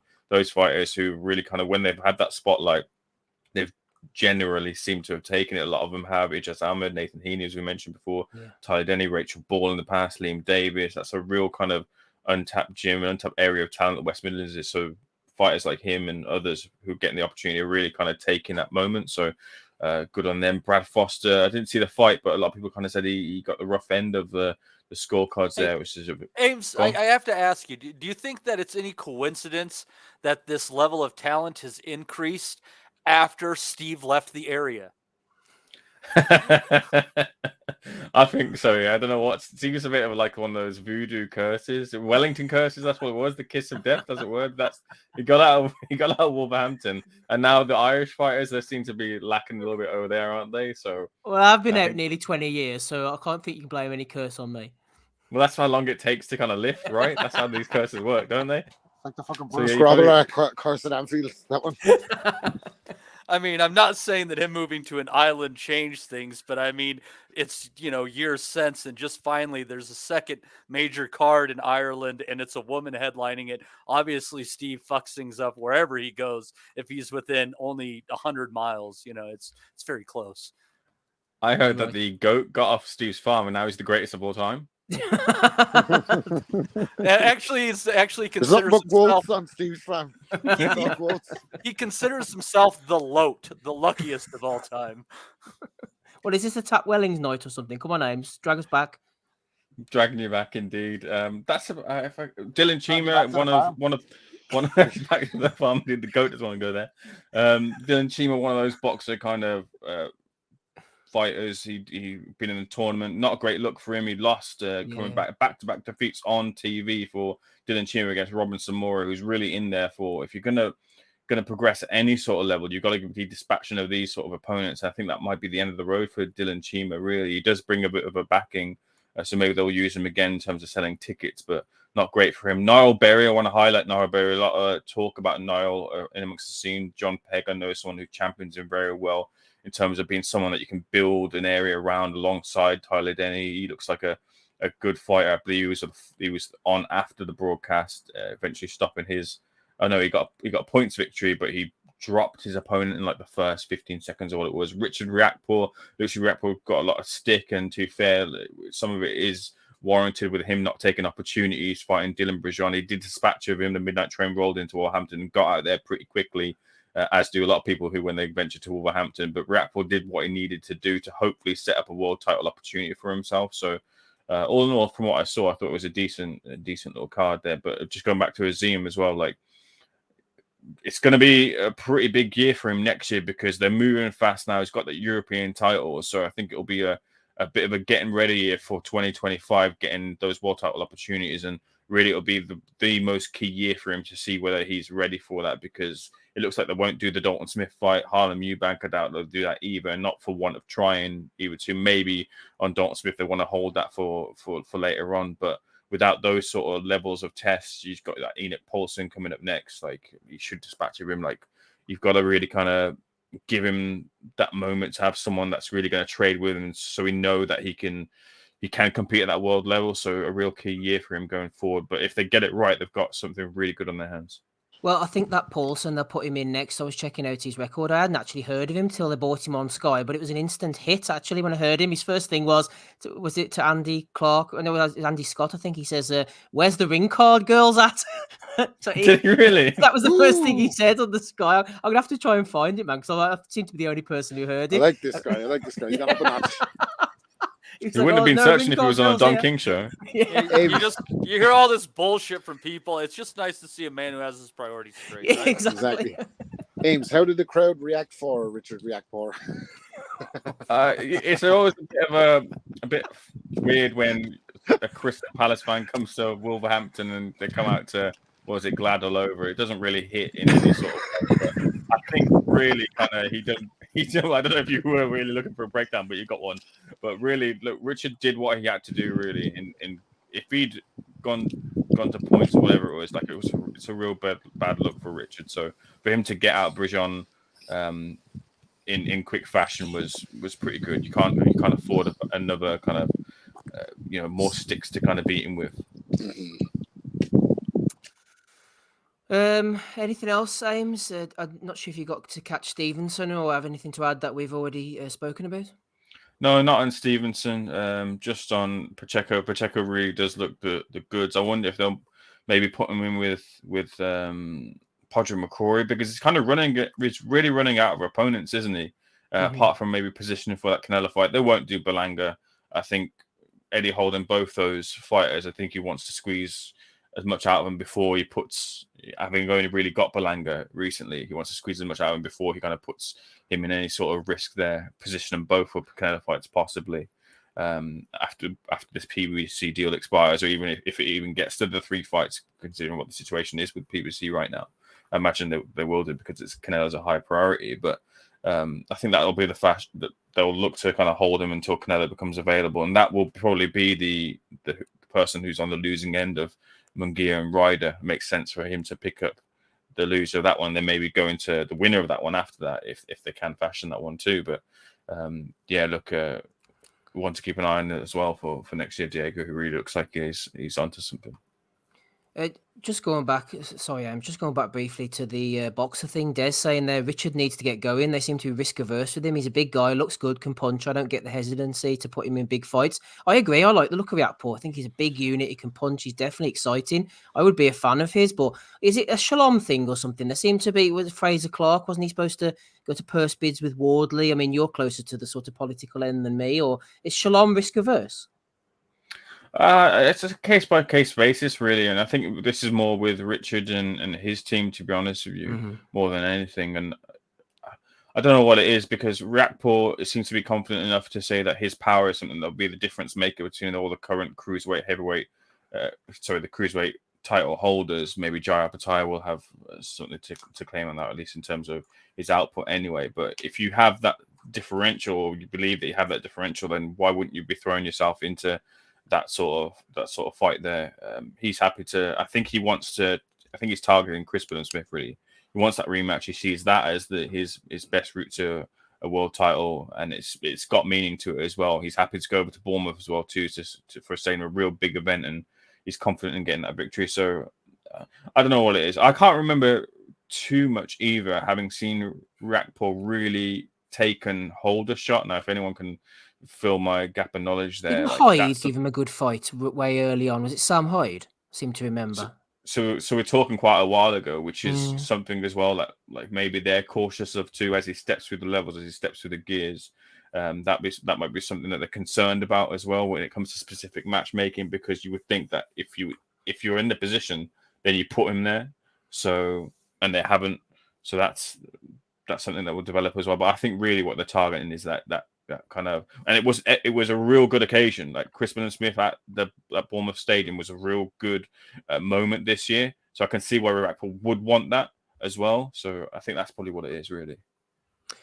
Yeah, the Dr. FMG says, in fairness, a Riakporhe Apataya fight could ruin Riakporhe's career. I think it is interesting. Sometimes you have these guys who come up, they're on the way up and they're unfancied.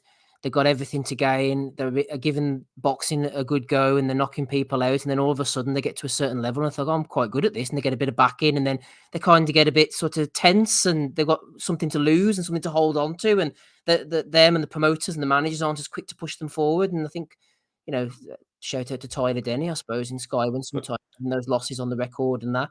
There's not so much to hold on to, I suppose. Well, you might think that they've got a bit more with Riakporhe, because Riakporhe has been one of those who's been able to cross over into the mainstream as well. He's been on, BBC, whatever, the news and Good Morning Britain's. He's a model, isn't he, or something? And he's doing the modelling. He's decked out in all these fashionable clothing. Like, I think they see him as someone who can be someone who could really be an ambassadorial brand and get on adverts and kind of really carry the boxer brand there. So that might be part of it as well. So he's got a great story, what with surviving that knife attack too. So I think that all plays a part as well in terms of managing him and his route to world titles. Mm-hmm. No, that's not too many fellas that survive knife attacks end up being models. It depends where I suppose the knife goes, eh? Yeah, fair play about the branding stuff. I just want to see him fight a world champion. Anyway, let's move on. Andy, Uzbekistan, not sure how much you saw this on Friday night. I watched the whole thing, hardcore that it was. There was no sound for the first 2 hours of it, so I was trying to work out who the hell was who. Jalalov banged out Chris Thompson. It was a farcical fight, to be honest with you. Abdukakorov, he won. Can't remember what he done. Hadji Baij, my God, this guy could not punch. He was banging away at Carlos Molina, trying his best to get him out of there. Eventually, the referee took pity and stopped Lamina in the 9th round. Nursultanov against a replacement. Julio Alamos came in for Vinny Feigenbutz, who shit it. Alamos came in at short notice, went the 12 rounds, did his career, no harm whatsoever. And Pedro Guevara, not Che Guevara, in the main event, lost a split decision to Carlos Quadras. I'm trying to remember this. Quadras dropped him twice, I think. Did you watch it, Andy? I'd never seen it, mate. But that was a decent scrap. Did have a copy available. I didn't bother downloading it because it was like 10 gigabyte. I seen the Jalov knockout on Twitter, mate. What can you say? This I'm fed up saying that. This guy fights far better as an amateur or fighting these amateur events. But he's done as a pro. He's now, 13, 14 fights into his pro career, if you can call it a pro career. I don't think he has fought anybody within the top. I mean, he's fought. I've just pulled up his record there. Names that people would probably have heard of is Zokolowski and Curtis Harper. That's it. There is nobody else I would imagine anybody else has heard of. That is what he's fighting just now. I don't know, mate. He needs to. But he doesn't need to do anything, I suppose, if he's got to fight. I mean, some of these amateur events he's fighting these days, that they are paying money out, like the IBA, amateur boxing scene, whatever they're called now. They're having, like, say, his night of champions, and like the winner's getting like something like $200,000 and that. So it's no chump change at the end of the day, you know. It's more than a living wage, especially in Uzbekistan anyway. So if that's what he's getting paid as an amateur, I can understand why he's not maybe taking the risks as a pro and that. But you just want to see him. He's 29 now. I mean, what the fuck else is he going to do? He's not going to get any better. He's a big unit, isn't he? Flip me. If they could do something with him, like, he'd cause trouble for the best fighters, I think. 250, 260, mate, in terms of weight. He's going to take some shifting. He's got power. He's got skills. He's got good feet. But you just want to see him in like a scheduled 12 rounder against a top 15, top 20 ranked opponent and take it for there, really, because what he's doing now, mate, I just want to see because obviously he's fought amateur events, so he's fought. Right, so he fought in August as a pro. Right, so he's fought twice this year as a pro, right? But he's actually fought after, I think it was this year's World Championships were on this year. I think it was around about August time, July, August time. So he's come back to the pro scene after that championships. He hadn't fought as a pro since last November. So he's clearly just using it as some sort of kind of like training, maybe keeping fit for his amateur events. I don't like this back and forward shit, man. I don't know what it is, but that was the problem that AIBA did. That started talking about wanting the pros to come into the Olympics. I'm not a fan of that, you know. Took it literally. I mean, Ring Wrong turning up, and then Dam took it up. Who was the Hong Kong fighter? His name Rex Zhao. He took it up.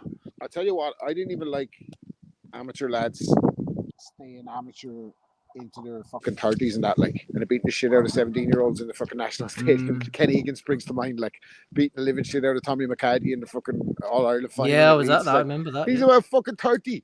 Fuck me, McMaster. 10 titles in a row. Yeah, like, give me a fucking break. Like, go fucking turn pro, will you? Like, fucking shithead. Anyway. Oh, I couldn't stand him, man. Couldn't stand him. No, I couldn't stand his personality. I was there the 2 nights he lost to Joe Ward, though, Bob. So he got his comeuppance in the end. He's not a counsellor now or something like that. Yeah, he's a counsellor in Dublin. Yeah, but that's fucking. I've read his book. It's a good read, actually. Yeah, he said he was a sex addict. Who the fuck doesn't fucking write that? What are you writing that down on paper for? Who is it? Like, fuck me. Hook him up with Chuckwe. No, he was a go fighter. I'm not taking nothing away from him as a fighter. He was a go fighter, but I just thought like that. I didn't like that. Like, I never liked those fellas like fucking staying in the amateurs too long, beating the living shit out of 70. But Joe Ward smacked the living shit out of him that night the first fight. He had Joe Joyce in the ring with him and everything, celebrating afterwards. So he was celebrating very conservatively after that. All I think he was calling out Kenny Egan as well, wasn't he? But yeah, no, fucking I digress. Whatever. But I thought that like the pros have been through.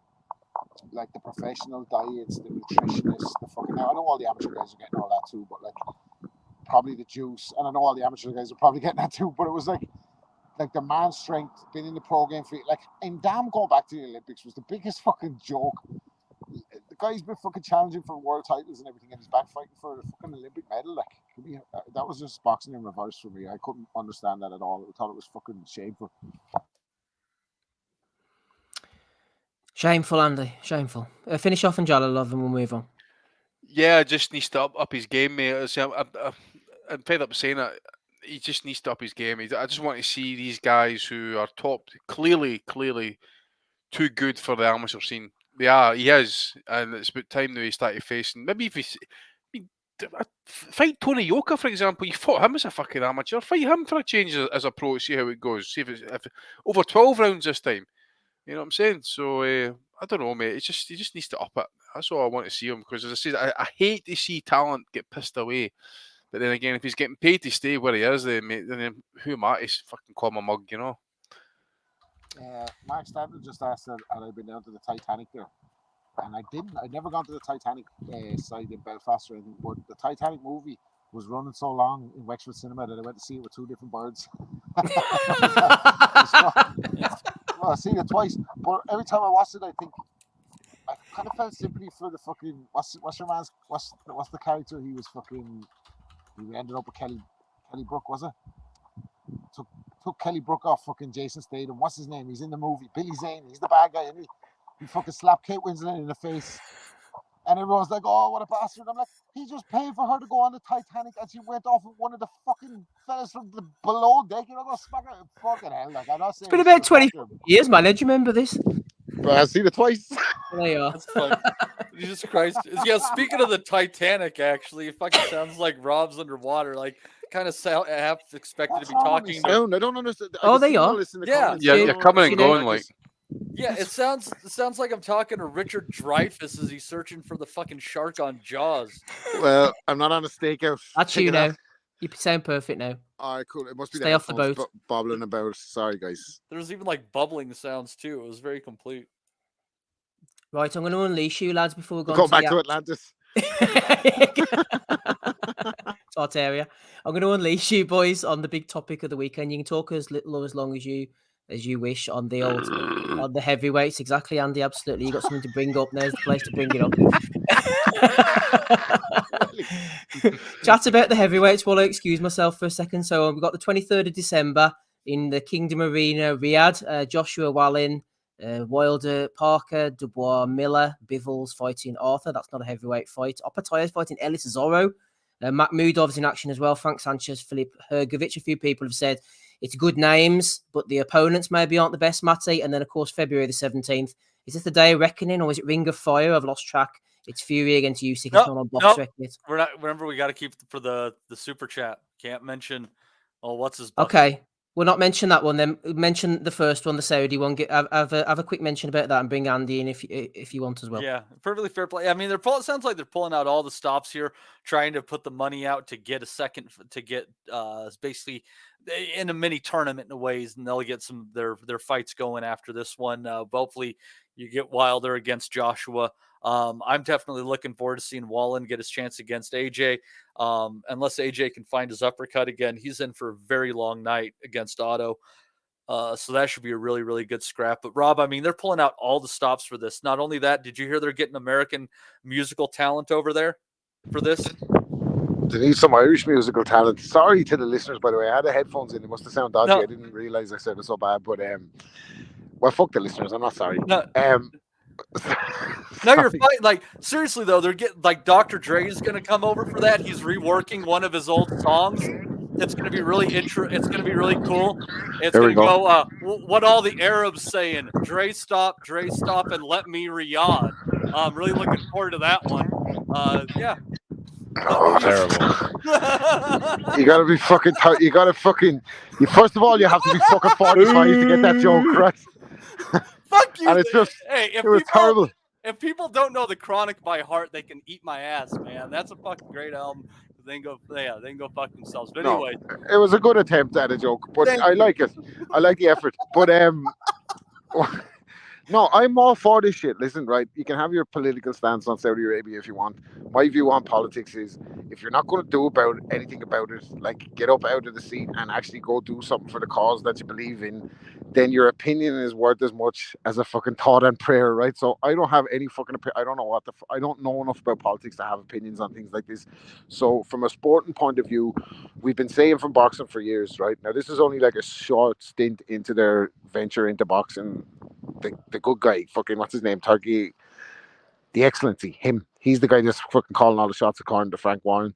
But this is only a short time into their venture into it, and they're putting on loaded cards. And all we've done for the last fucking 5 years is complain that this fella won't fight that guy because he's with that promoter, and this fella won't fight that guy because he's with that network. And Turkey Excellency is like, hey, listen, all you networks, you want to work together? Because here's a big bag of money. And they're all like, yes. So, I mean, that looks good for the future, though. Like, boxing has been dead on its arse. Like, those cards, I'm not fucking overwhelmed with AJ. And by the way, I fancy Wallin big time in that fight. Big time in that fight.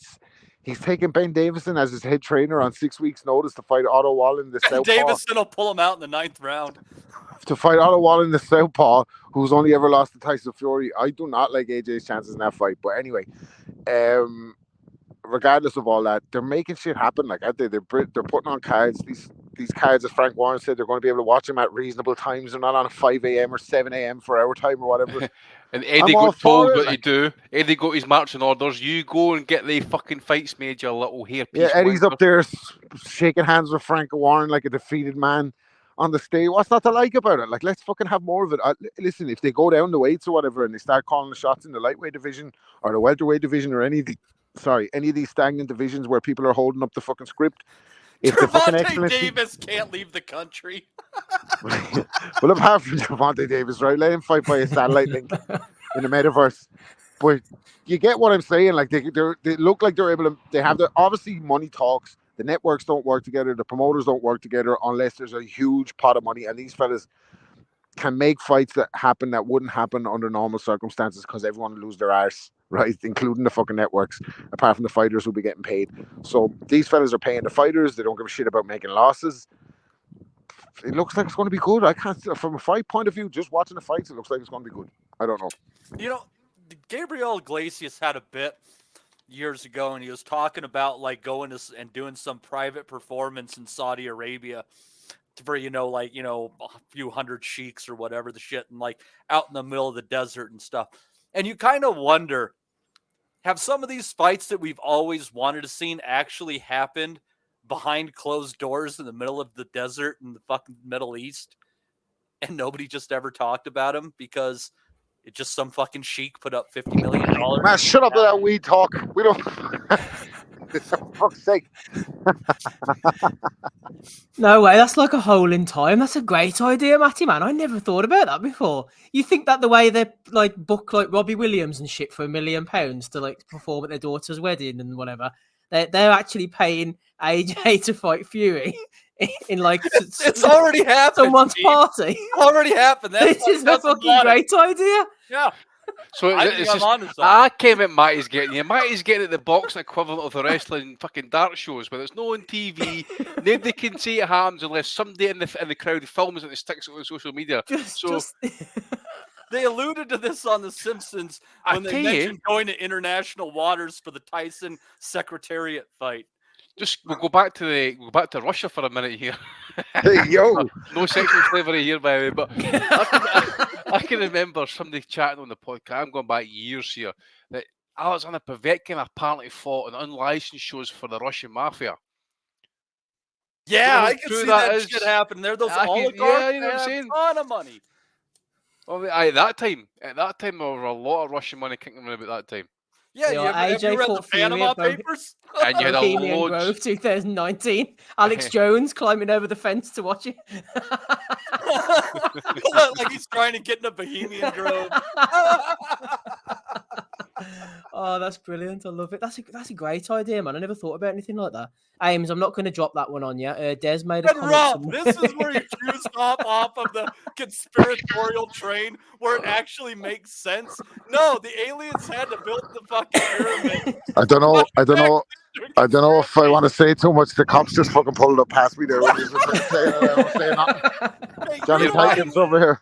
You're the one You're the one the Interpol is after. They're not after me. I have no fucking problems. You take it up with them. You choose to hang out with this motley crew. What time's the show for you out there, Matty? What time is it starting for you guys? Main event, I roughly would say about 10:30. I would say your time. 10:30, 11 o'clock. 10:30. So that would be, what time is it right now over there? That's 10 o'clock. It's about 5 for you, isn't it? It's 10 o'clock. Yeah. So this is it's 3 o'clock right now. Oh. So yeah, but about 3:30. Yeah. So that would be like the normal UK cards when they're like let people catch a train after the main event kind of timing for me, which would be really, really nice.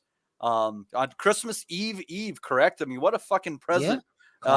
You got to wonder, it'll be if they start making a habit of this as a present to all of us Christians. This could be the way they truly do the building blocks. Post-fight pod. Yeah. Then Inoue on Boxing Day, another post-fight pod. It's fantastic. Divorce for me, the 27th.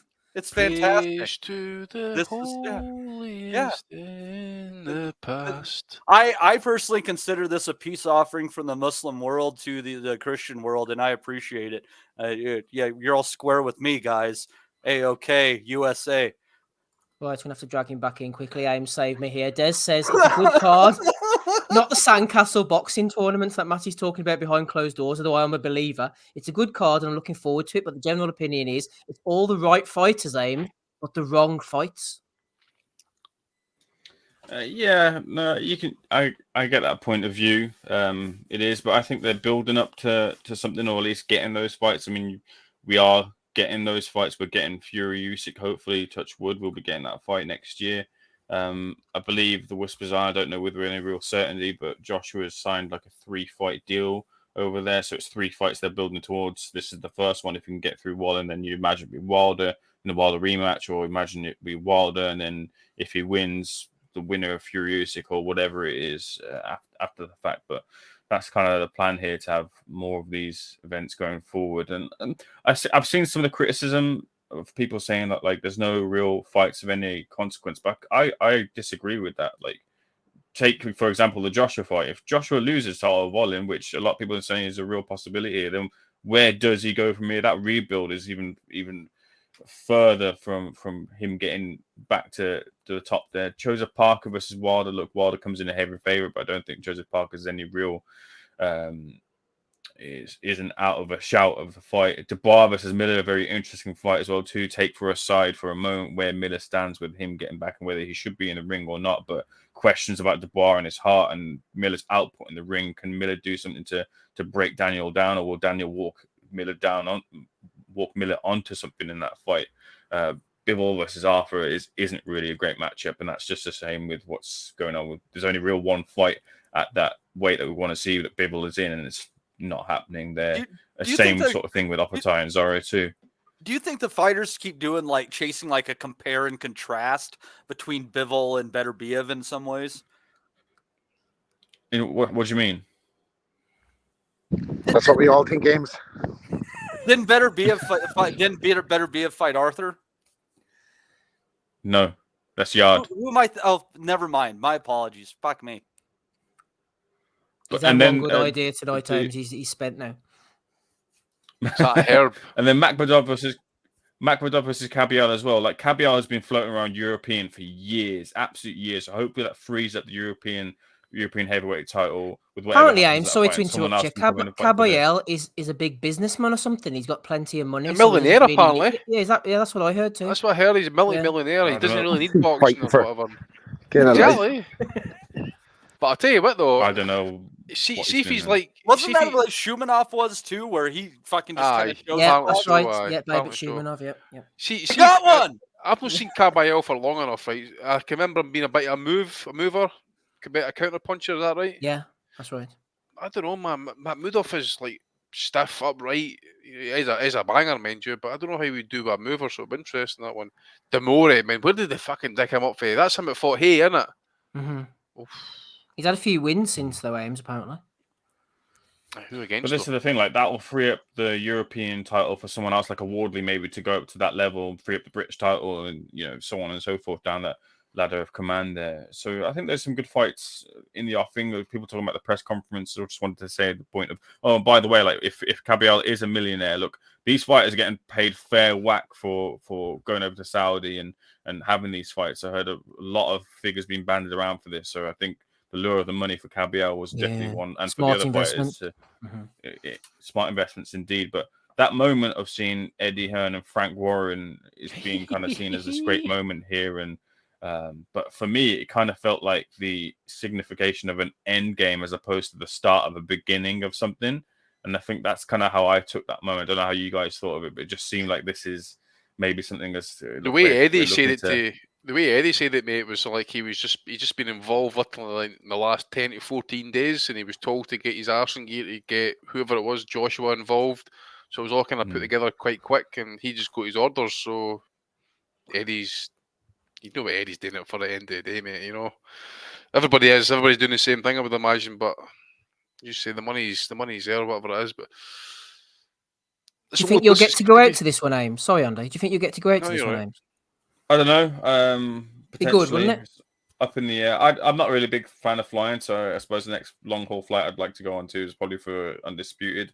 If I do end up going, I did Usyk Joshua 2 in Jeddah, which is a really good event.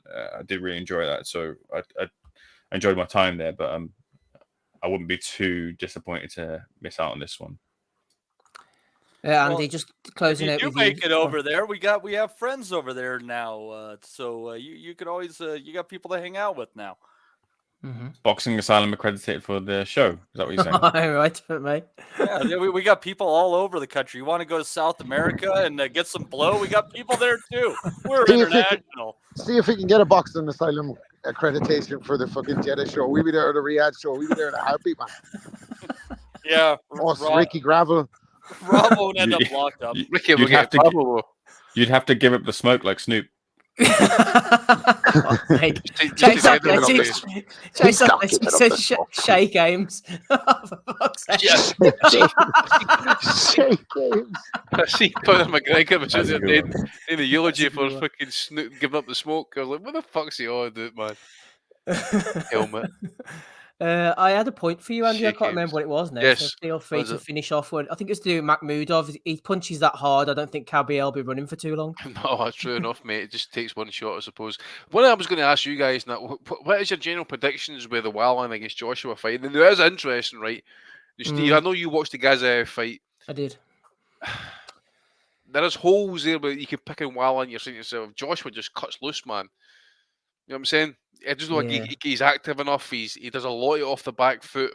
If Joshua just steps in, if he just finds that confidence in himself to just trust his chin and trust his power and just go for it, I think he would take Wallin out of there. Yeah, I think Wallin's a good fighter. He gets a lot of credit from the Fury fight for performing above his means, but even though he beat Gassiev, I would fancy Joshua, to be honest. I think points is the safe pick. I don't know. Look, listen, AJ's going with Ben Davison on 6 weeks' notice, right? Wallin said this himself. What's he going to do different with him in 6 weeks? He's looking. It's the blueprint. It's all about the championship mentality. Yeah. Exits and fucking exit strategies or whatever. Still that championship mentality has been missing on him, mate. That's what's going to happen. But seriously, like 6 weeks with Ben Davison for a fight against Otto Wallin, who's a big unit and a southpaw, and fucking can take a shot apparently, and have Fury fucking worried. Now, granted, Ben Davison was in the corner that night. Fury looked like shit against Wallin, and that might speak more for the instructions he was getting rather than the fighter that he is. Maybe a fucking the Sugar Hill version of Fury just fucking stands on Wallin and bangs him out of there. But AJ's looked petrified the last 2 times he's been in the ring, and when he had Usyk hurt, he couldn't pull the trigger on him. It took him fucking 7 or 8 rounds with Hellenius, who took the fight on 2 weeks' notice and still hung in there for 7 rounds. I think I've said this since the beginning of time on the pod, like I've been on there fucking 6 years, and I've always said, like, if you get AJ past 6 rounds, you have a chance, like, because he doesn't trust his gas tank. He's not as engaging as he was for whatever reason, and I think Wallin can make him look bad, and when you start to make Joshua look bad and fight on the back foot, he just crumbles, like, so...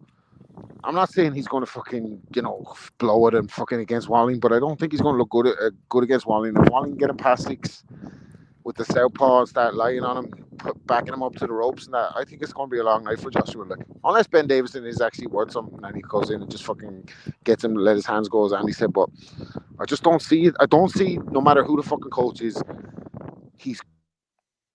this guy's going off fucking sitting in dark rooms and all. It's kind of tragic what's happening with AJ. Like, I just don't think he's fucking fully engaged in the sport, and I think this is all wrong for him. Like, well, and you got 4 trainers, or you got 4 fights with 3 different trainers. It's But he's with Ben Davison now, mate. Yeah, indeed, the analytical mind that man brings yeah, to the game, man. well, Unrivaled work. Unrivaled. See, I think that if Volin tries to box like he did with Gassiev, I don't think he gets done right on the cards. And I'm kind of curious if this is 10 or a 12 round fight. It'll be 12. It's bound to be. It's got to be 12. Surely hasn't. Box Rate says it's a 12-rounder. It's got to be a 12 Joshua's level. Sorry, Matty. And I would, but if Wallen chooses to get in there and get on AJ's chest, I think he's going to give him a really hard time. And again, I'll go back to something that I swear by. It's these fights are a lot different, especially if a guy is going to be leaning in on AJ. If he can rediscover his uppercut, if he can rediscover that punch, and Volin goes in there trying to get on his chest, he could get fucking hurt pretty bad. I really think agree. so. I mean, AJ has when he had that uppercut he landed on Klitschko in the 11th round. Fuck me, man. That's you're going back fucking 6 years to look for that uppercut, though.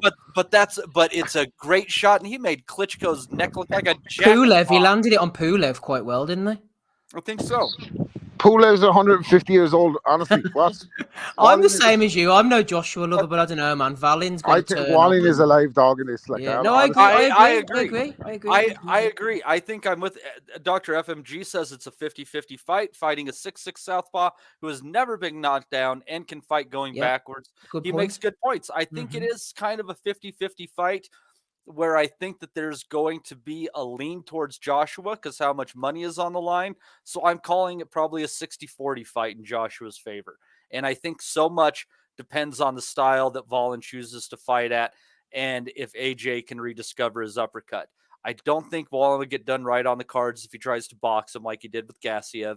And I think that if he is able to bully him on his chest, that's his best way to win. But if AJ finds that uppercut again, he could put Volin's lights out. These are big dudes.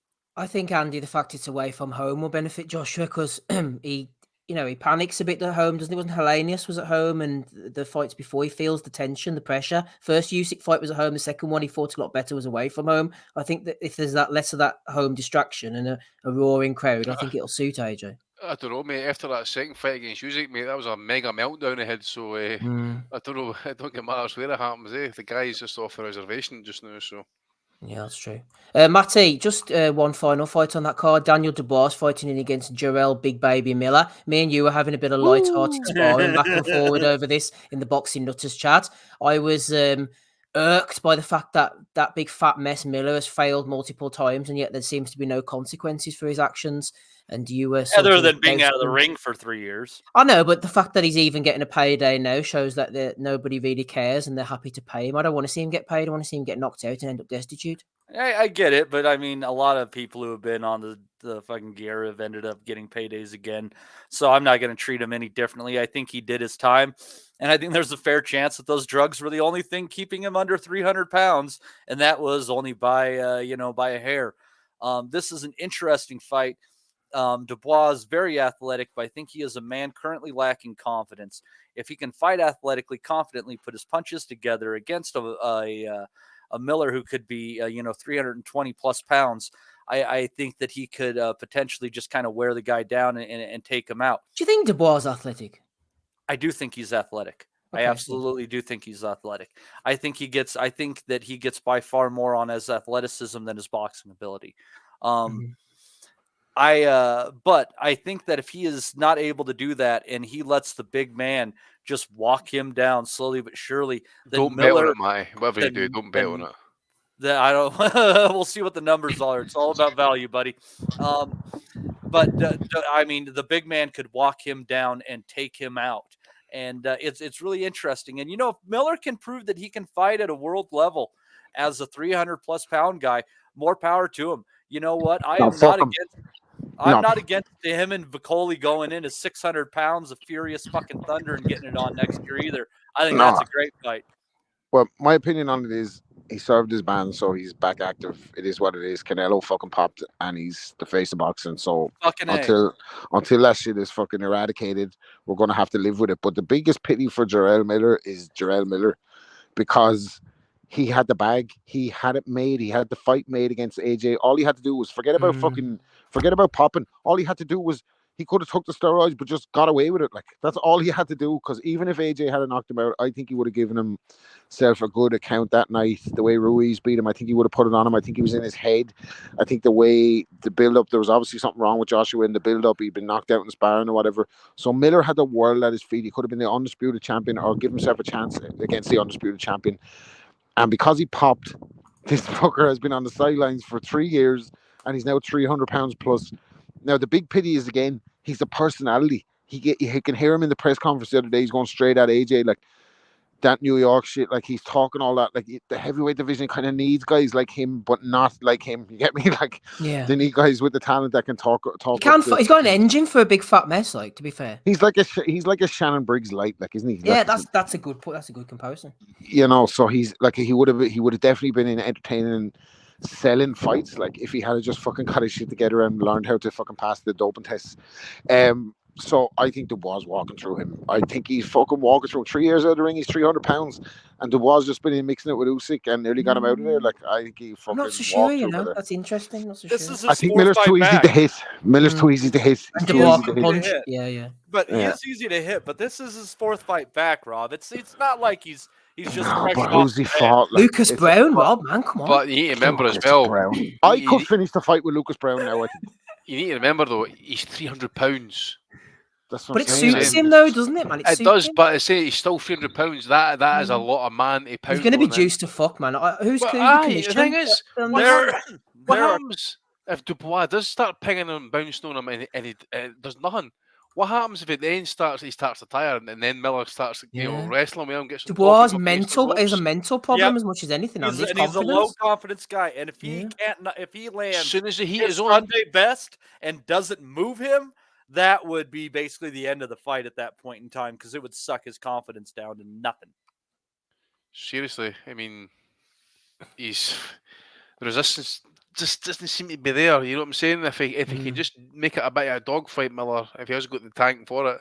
I mean, I've not seen anything of him since he's come back, to be fair. I saw the Brown fight. He looked terrible. Did he? Yeah, but he's not really a puncher, is he? Considering his size, he does. No, but was he still like punching? Was he outputting and stuff like that? Can't even remember now, to be honest. No, that was in Dubai, wasn't it? That was his last fight in Dubai. He was still punching in combination and shit. He didn't look great. You're 100% right. But a fighter like Miller, like, they're never going to look great. Their role is playing the big man, and it does have its limitations. But is Daniel Dubois its limitation? I don't know. Well, just finally, Matty, before we close out this little segment, you were going on about the drugs testing, but I have to say that I'm actually right here because I have quite a high-profile character on my side when it comes to drugs testing. So you're on the wrong side of history here, as this clip is going to show you right now. I don't need to save money. I want to put on good fights. So that was a good fight for DAZN. So I'm disappointed. But what is the point in signing up for drug testing if when you fail, everyone just goes, "Oh, don't worry about it. Just let him fight." You know? Yeah. So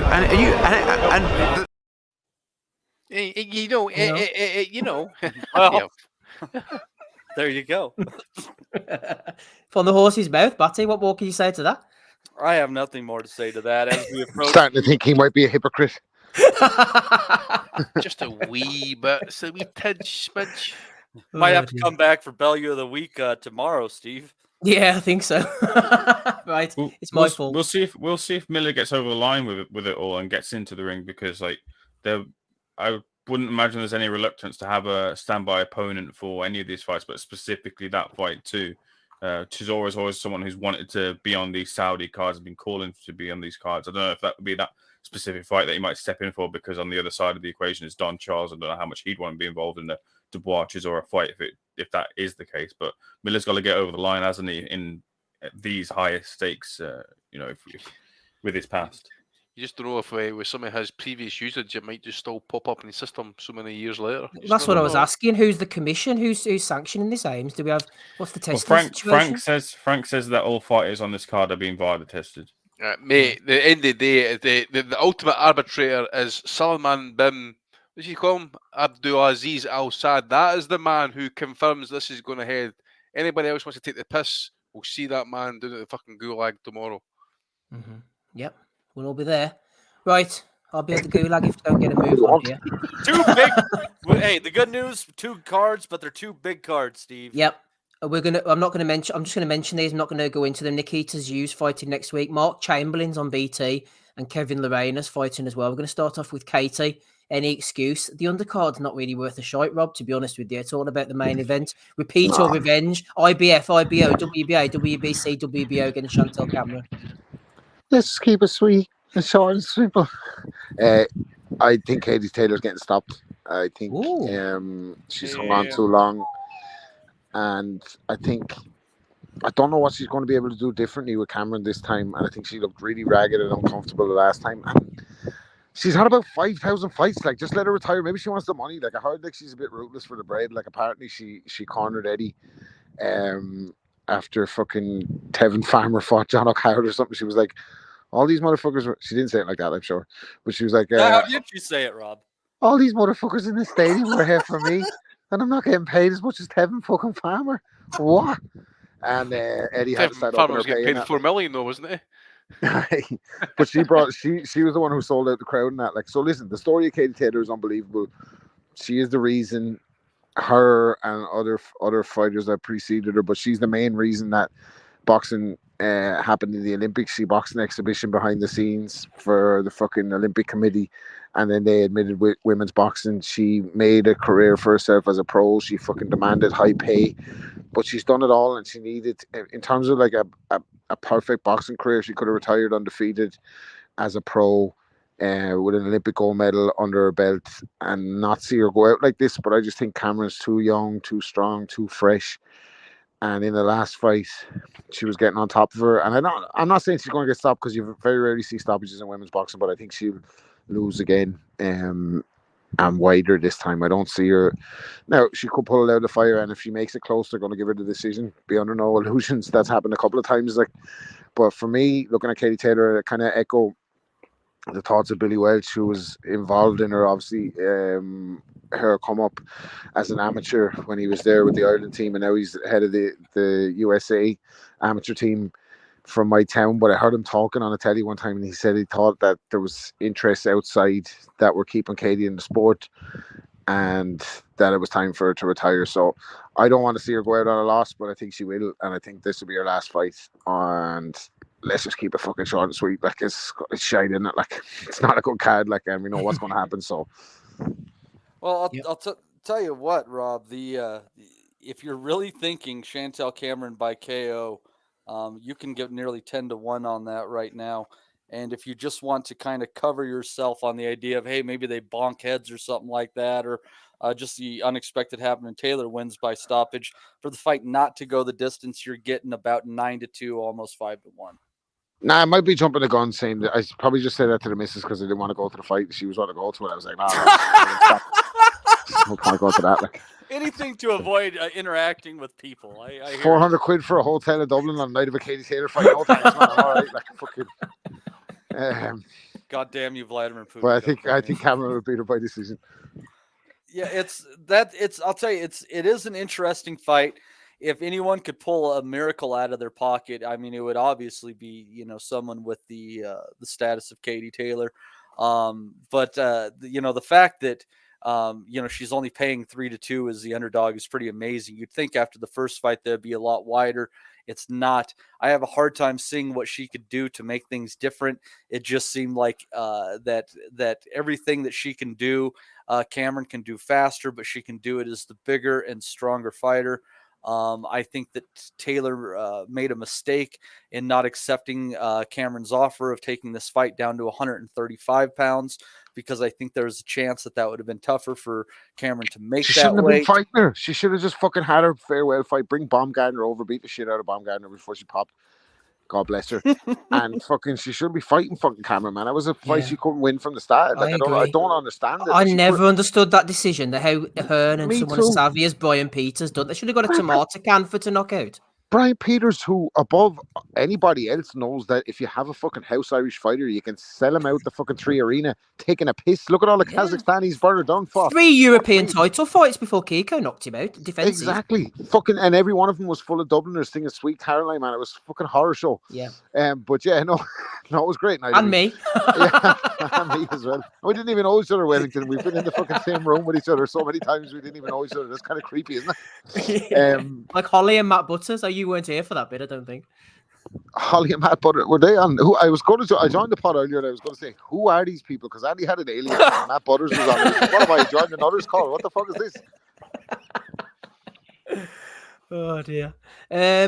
Yeah, Shayma homecoming fights will be both losses probably. Ames, you've jumped in there as well. I'm just going to quickly run something by you. I think the fight will be exactly the same as the first fight. Actually, I think it'll go pretty much the same way. Very close. Chantel getting the decision. I don't think there'll be a stoppage either way. But as Rob alluded to there's not too much wriggle room before you sort of start seeing the cards go the other way. I seem to remember it being Chantel started off strong.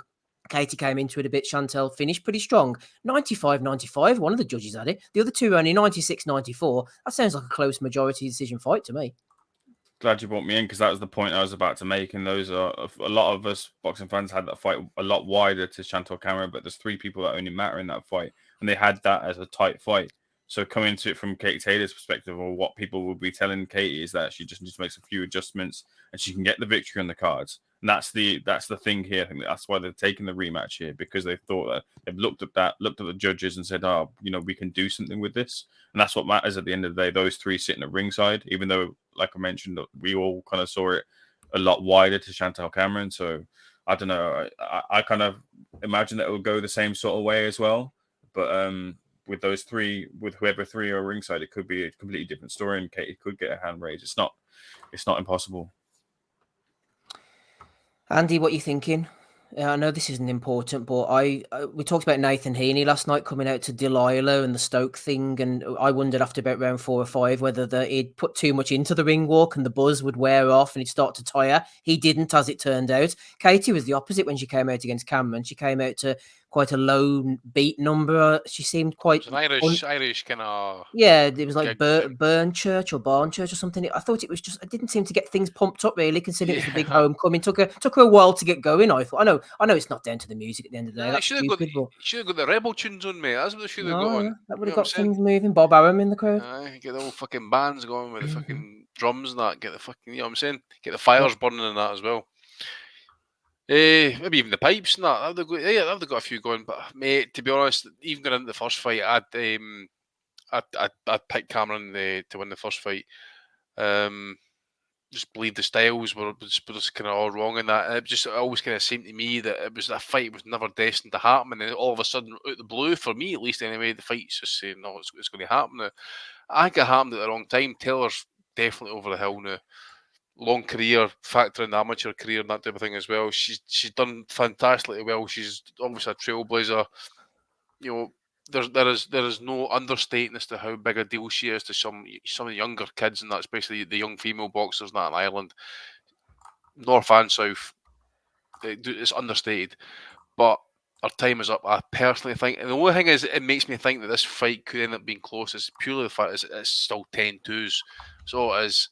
I think if it was 3-12, if it was 12-3s and that, I think we'd probably get something more resembling really what a kind of clear winner is, because you mentioned the scorecards in the last fight and that as well. I think Cameron will win. She'll win in points again. I don't agree with Rob. I don't think she'll get stopped in that, especially not in Ireland. I think the pride's got to be in her, not to get stopped there. She's got to get up and fight on to the end. She doesn't win. Personally, I think she'll retire. I personally think that her time is up. It's been a long, hard career now.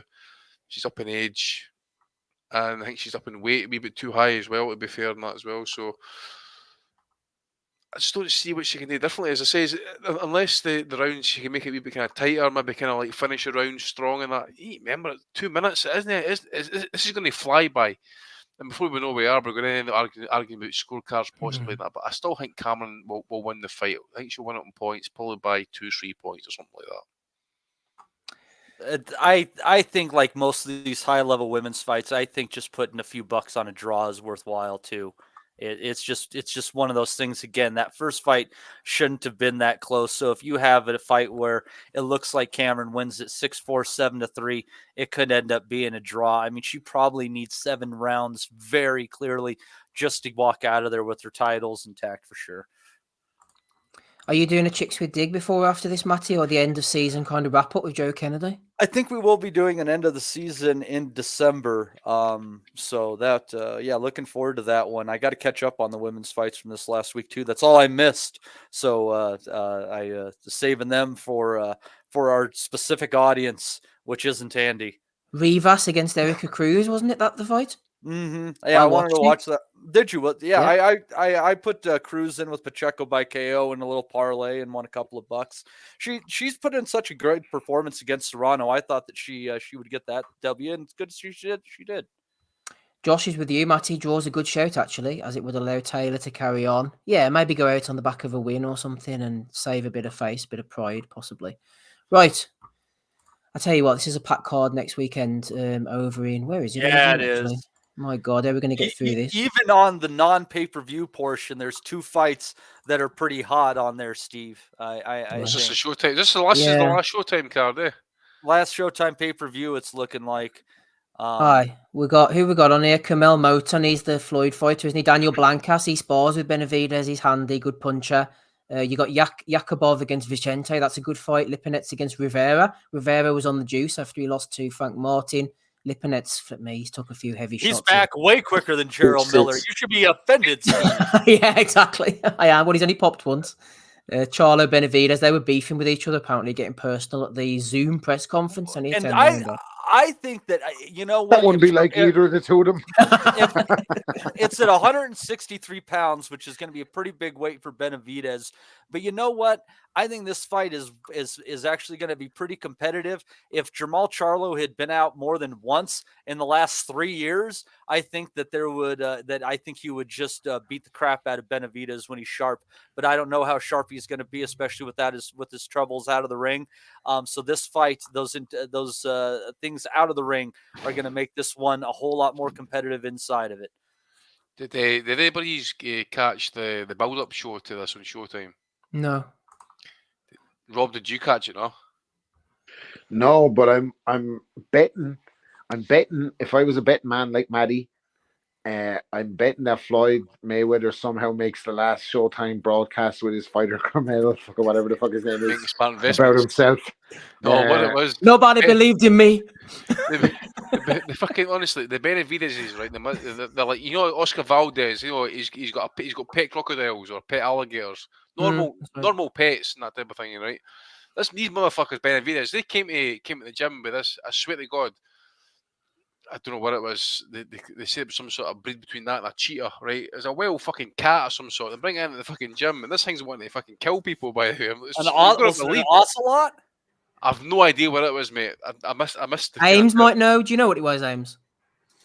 Oh no! So I was going to jump into something else. Gone. I thought you were muting on some polecat-related activity there. I thought it was going to be David Attenborough there. There's a chance it kind of looked like a small cheetah. It might have been an ocelot, which is a wildcat, which can be domesticated, but they're native to the cloud forest of northern Mexico and the southern United States. Fuck me, man. There we go. David Attenborough has spoken.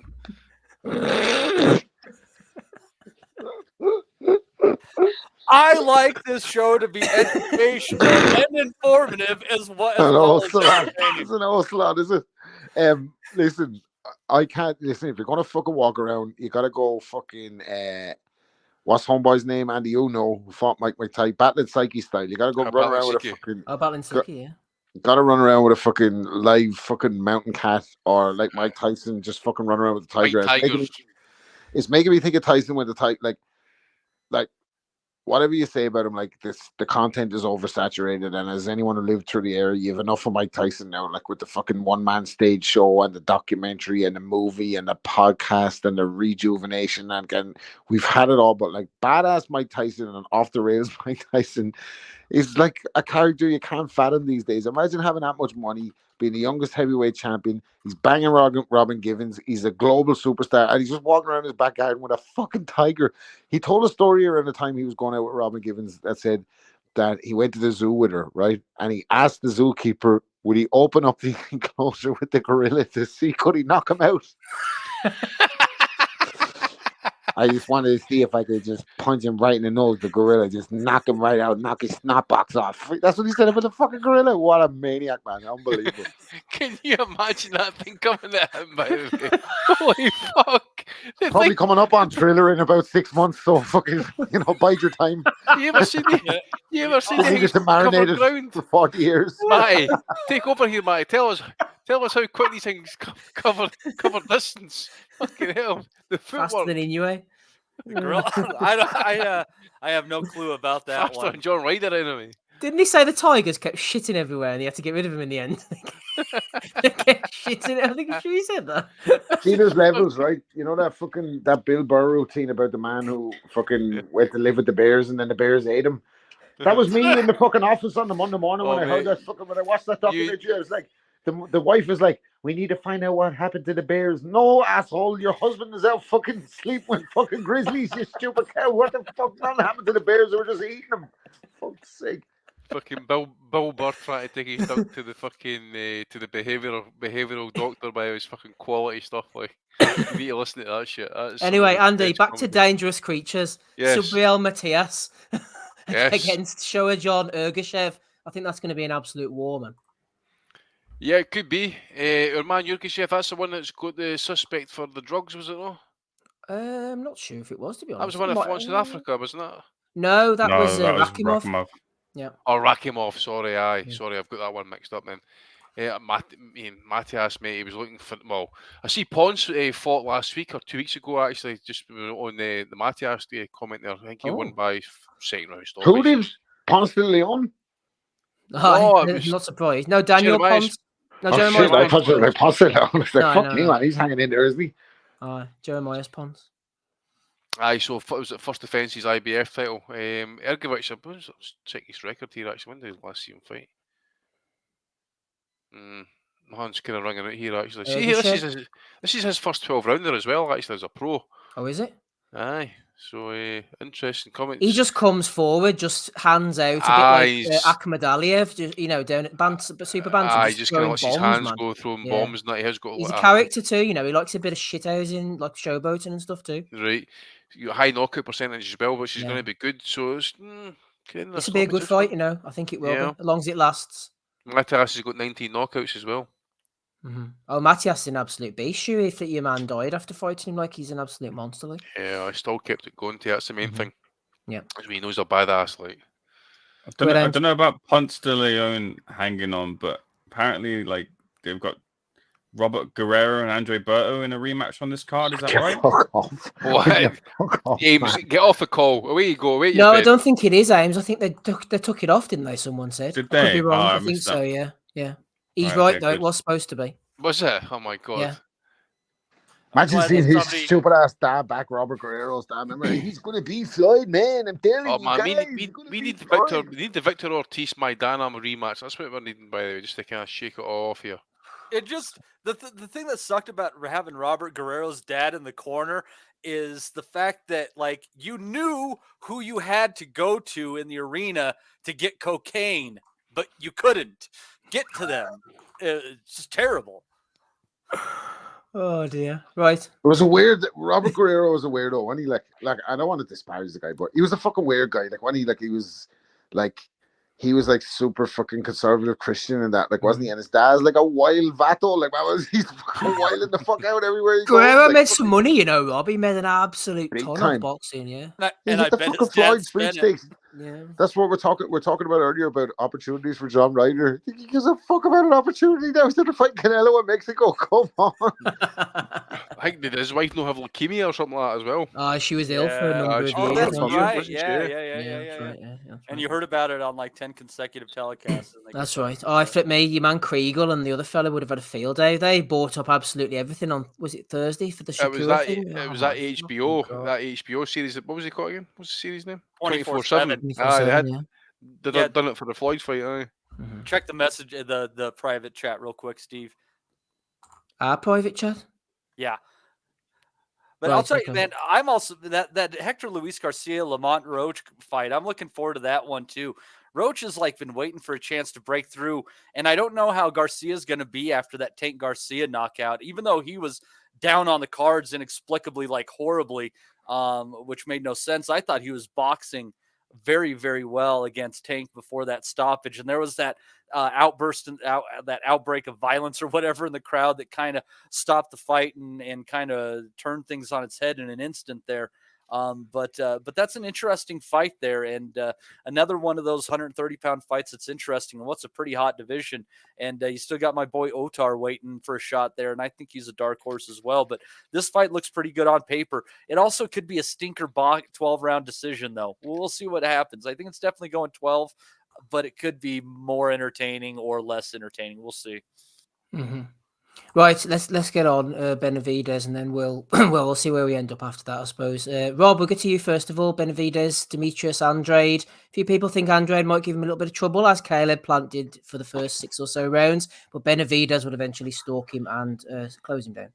Yeah, I don't know. Do you know what? Like we've laughed at Boo Boo over the years from his fucking inexplicable fucking Spice Girl fan base to his fucking turning up at a Canelo press conference with a t-shirt. He clearly made himself under Eddie Hearn's instructions until Eddie fucking realized the block was hot and was like, Canelo wasn't feeling this shit. He's like, get the fuck out of the room. We all remember it. You're here looking for the payday. Yeah. But that kind of summed up Andrade's career. He never looked great beating guys that he should have beat, but he still beat them. He was quote unquote avoided according to Eddie Hearn when he was on the zone, but he wasn't bringing any currency anywhere, even for a guy with his ability. But I know from the US amateur team really ranked him highly, Andrade, in his early career. And I don't think he's a bad fighter. And I don't think Benavidez is a great fighter either. I think he's a good pressure fighter. I think he's a monster. He's big at the weight. I think he's definitely problematic for a lot of guys. But I don't know if Andrade can't pick his pocket, that way. I just don't see Andrade folding under pressure that easily. I don't think he's like, we haven't seen him tested because he hasn't had like high level opposition. But I think against a guy like Benavidez, is Benavidez going to be able to like fucking fire off on Andrade all night? I don't know. Like, is he going to be able to back him up? I think he's bigger. I know he's moving up or whatever, but I just think I don't know. I don't see it being a cakewalk for Benavidez. I think Andrade has the skills to potentially pick Benavidez's pocket in a really, really boring fight and shut him out. But I like everything about the Benavidez guys. Like, that way they're like fucking, they don't give a fuck. They're a bit mad. They're here to fight. Like the other brother with the bad leg or whatever was John against Crawford. He's John against Charlo. This Charlo fight, by the way, what the fuck? What weight did Maddie say this fight's at? 163, I think he said. But you give me a break bringing fucking Benavidez, who Crawford knocked out at 140, up to 47. He knocked out. He knocked him out at 47. 47. Sorry, but still, he's bringing him up fucking 40. This fella doesn't belong at 160 anything. He's 6 foot tall, and him and Garcia he's was sparring his brother and build up to his fight.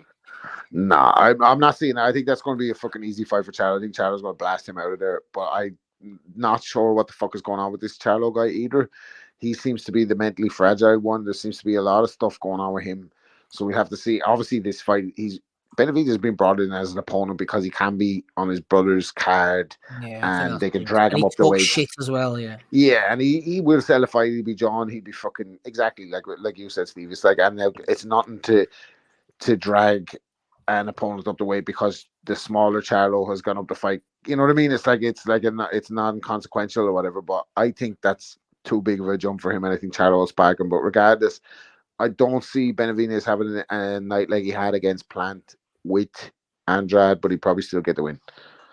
Sorry, I went around the houses. No, you're fine. You're fine. Ames Chase Athletic says Benavidez needs to set his feet. Side-to-side movement will be hard to deal with. We've seen it again in the Pant fight. The Ronald Ellis as well at times. Even Tyrone Davis. People who've given him a bit of movement have troubled him. Andrade is awkward, so this might not go the way everyone thinks. MB says that as well. I agree with that too, Ames. I think the problem for Andrade is in the later rounds, after about round 8, he's done his moving, he's been slick, he's got out the way, he's landed shots, but then is that gas tank there? Has the quality of opposition been there over the last few years? Whenever he's not in against guys like Liam Williams and Selecki and that, he realises he's in against a young, fresh beast who's going to keep on rolling him down. I think, Ames, that's when the problems start for Andrade. Yeah, I echo exactly what you're saying there. movement stops at around 8. Well, his power shrinks after round 4 as well too. And if he's not stopping you after the first, second, third, or fourth, then you go in the 12 as well, and that's just going to give Benavidez the opportunity to close any gaps that there are and get him out of there. I don't really have any other opinion other than the consensus that Benavidez walks Andre down. This is one of those fights where, look, if Andre does end up beating Benavidez, then like that's finally the feather in his cap in a resume that's really been lacking, and he can finally call on those big fights. He's got it. He's done it there, but I don't see him doing it. Andy, Matt Butters said, yeah, PBC wants Benavidez more than Andrade, I think. Well, Andrade's only just linked up with him with DAZN. It's like the story of a lot of these fighters, isn't it? They get the fights with Eddie and then they disappear off for the big ones. They bought Andrade over to lose, possibly. Maybe that's what Matt Butters is inferring. I hate to be this guy, but you have to say there is a pattern with Al Heyman getting black fighters who have not gotten a really good payday a lot of the time. Like he does help his people out. Like, I'm not saying that in an insulting fashion. Like, Heyman really does seem to go to bat for black fighters in a different way. I don't know. We are the UK wing of the LDBC. Go ahead, Andy. Yeah, I was just going to say as well. I mean, he's done well by like the Mexicans that he's had in his stable and that as well. Leo did name his kid after Al. Exactly. And I says to Stephen that as well. I mean, obviously he's getting the big money paydays, but you just don't know what kind of advice he's getting in the background. They've all got big, massive hussies, nice living and that type of thing. So maybe Al does more for him in the background. But in terms of the fight itself, I think we could be in for a bit of a stinker, actually. I think Andrade's going to employ a lot of movement, do a lot on the back foot. Benavidez will probably need to work for this, actually. You just don't know as well. And for as much as we shout on Andrade for his opposition and the fact that they couldn't get him big fights or meaningful fights, you just wonder, is this the time now? He's been sort of kind of like in the periphery, the kind of like the bigger fights, the meaningful fights. He's apparently not been hard to deal with, according to Benavidez, to make this fight happen. They made him an offer. He came back with a couple of wee things. Fight was made, and then you just wonder, is Benavidez going to hit the wall in terms of weight? Obviously, we're kind of waiting for that as well, but I think Benavidez will win. I think he wins it on points. I think Andrade will have moments where he sticks and moves. He'll jab the body. I think where it will be more meaningful for Benavidez is I think when he does get into distance, he will rip the body. He will he's a bigger dude, actually, in my opinion. So I think he'll land more heavier shots. I think down the stretch he'll start to kind of come more into it and maybe kind of start pulling away in the fight. So something like a 116, 112 to Benavidez, in my opinion. Obviously, we're coming up to fight week. We just need to wait and see how he does look like on the scales and that as well. But I think Andrade's good enough, skilled enough as well to make this a difficult fight and to find his way around about that ring for 12 rounds to frustrate Benavidez to the point where he's not so much desperate, but his performance looks a bit off, and we're all kind of questioning, is it the weight, is it this, is it that? Just the fact that Andrade just made it look awful for him, basically. So, but I still think Benavidez would win. So we'll wait and see. I think if he loses, and it's pretty conclusive, Matty, he'll probably ride off into the sunset, Andrade. I've always felt that his heart's maybe not completely in it, but he is a talented guy, good amateur as well. I know that his dad was talking to, what do you call that freaking Sheffield trainer? Dominic Ingle. And he's saying that the son likes the juice, like he loves getting on the piss. So maybe he's going to go off and drink the champagne rather than box if he loses a conclusive decision to Benavidez. Well, and he's a 35-year-old man, so isn't that an interesting piece of information? Mm-hmm. There's a few questions that I have regarding this fight. Some, that you got for the powers that be to answer, and some for you guys to answer for me. Question number one is, I want to know how big the ring size is for this fight. Oh. If this is a 20-foot or less ring, I definitely think Benavidez stops him. You give Andrade something bigger than that, and it could be more interesting. What I would ask you guys is, can you name a legitimate puncher on Andrade's resume? Oh, I don't think I can name too many people full stop on Andre's resume. Yeah, man, to be say, honest. I need to go and pull it up. Actually, Mon just a minute. Nicholson, and he dropped him. He can bang. Yeah, he's not a world class. No, I agree with you. Liam Williams was going on a bit of a knockout spree at the time, was he not? Williams has a bit of pop. Again, I don't know that I'd consider him a world class fighter. So. Matarosian, Vanis Matarosian was a bit of a knockout puncher. Don't know. Yeah, but he dropped Andrade in their fight. Yeah. First round. I think, like you said, Matty, if Andre can stretch the ring out, then he can get out of Benavidez's way. It could be interesting. Atlantis Fox dropped him in the 7th round. Yeah, and Atlantis Fox, yeah. 7 years in the build-up. You got this guy who's never faced a legitimate puncher on 35-year-old legs, and if he does have a problem with the drink, it's going to be hell. It's going to be a really, really rough fight with him. I'll tell you, I got for joining. There's no problems with the drink. I think Andre was like the party lifestyle at one point. It was what was being said. Mm-hmm. Well, Benavidez likes a bit of party as well. Yeah, he But does. he's also with Mel he's B not as a- a fan. he's She's not a bit of a party, isn't 35. she? By reputation. Dragging that ass down to 68, baby. But Benavidez isn't 35 years old either. You know. Boo boo. Yeah, but Matt, he's only so often you can. I don't care. Wait, Benavidez is late 20s now. Motherfuckers, quarter to 11. We get on the fucking bit. Fuck Demetrius Andrade. Quarter to 11 on a Sunday. But hold on. It could come back to bite him.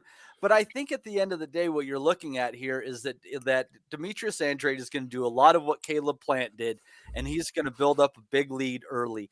And I don't know if the lead he builds up is going to be too big for Benavidez to be able to get on the scorecards if it gets there, and he's going to need a knockout or not. My hunch is that Benavidez is going to stop him late. I joined ESPN bet. They just introduced it, and I placed one $5 bet, and they gave me 5 free $50 bets. So yeah, good one. So I did a little hedge bet, and I get better than even money on both Andrade to win at about 5-2, and then about 3-2 on Benavidez by stoppage. So out of their free bets, I'm willing to take a wing on both of those. But there's a reason why Benavidez by KO is better. Is you're getting less odds on that one than Demetrius Andrade to win, and that's more likely. I mean, I just think this guy's been without a real dance partner for too damn long, and unless Benavidez cannot make the weight anymore, which is always up for grabs, he's a big boy.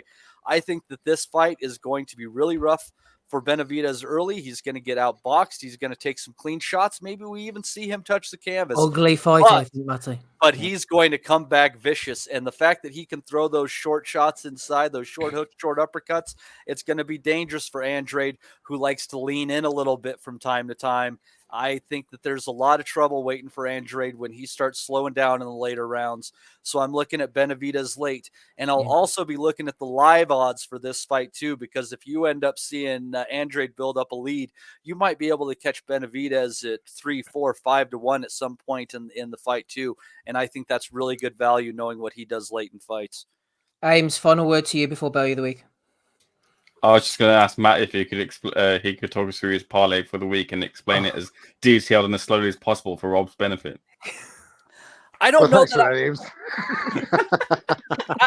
I don't know that I have a real parlay that I'd be looking at where I'm assured of something. I look at this PBC card and I see a lot of very difficult fights on there. But if I was going to do just one thing that would probably get me into getting better than even money this week, I think I would just take Benavidez to win along with Chantel Cameron to win, which should get you to better than even money.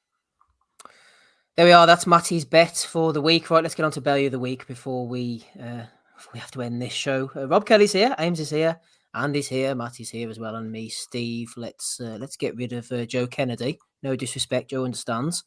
Chicks, we dig partner. First of all, then we did have a few questions and comments. I'm not going to do them tonight. We're going to leave them till a quieter week. Mike Tyson, Evander Holyfield both got brought into the ring in Uzbek. The guy was chatted on. They hadn't got a clue what was happening. Mike seemed to be enjoying himself. Got a WBC belt. Why not? They've handed them out to everybody else. Put some kind of flag or some kind of robe over him as well. And the transatlantic flight belt. Oh my god, they're enjoying themselves. That's Look the main at him, thing. look at the back of him. That fucking helmet. Look at him. Oh, he was loving life. He was handing out things all Fucking hell. left, right, and Look at his centre. pocket. See his suit pocket there. That right pocket looks bulging. That's bulging me.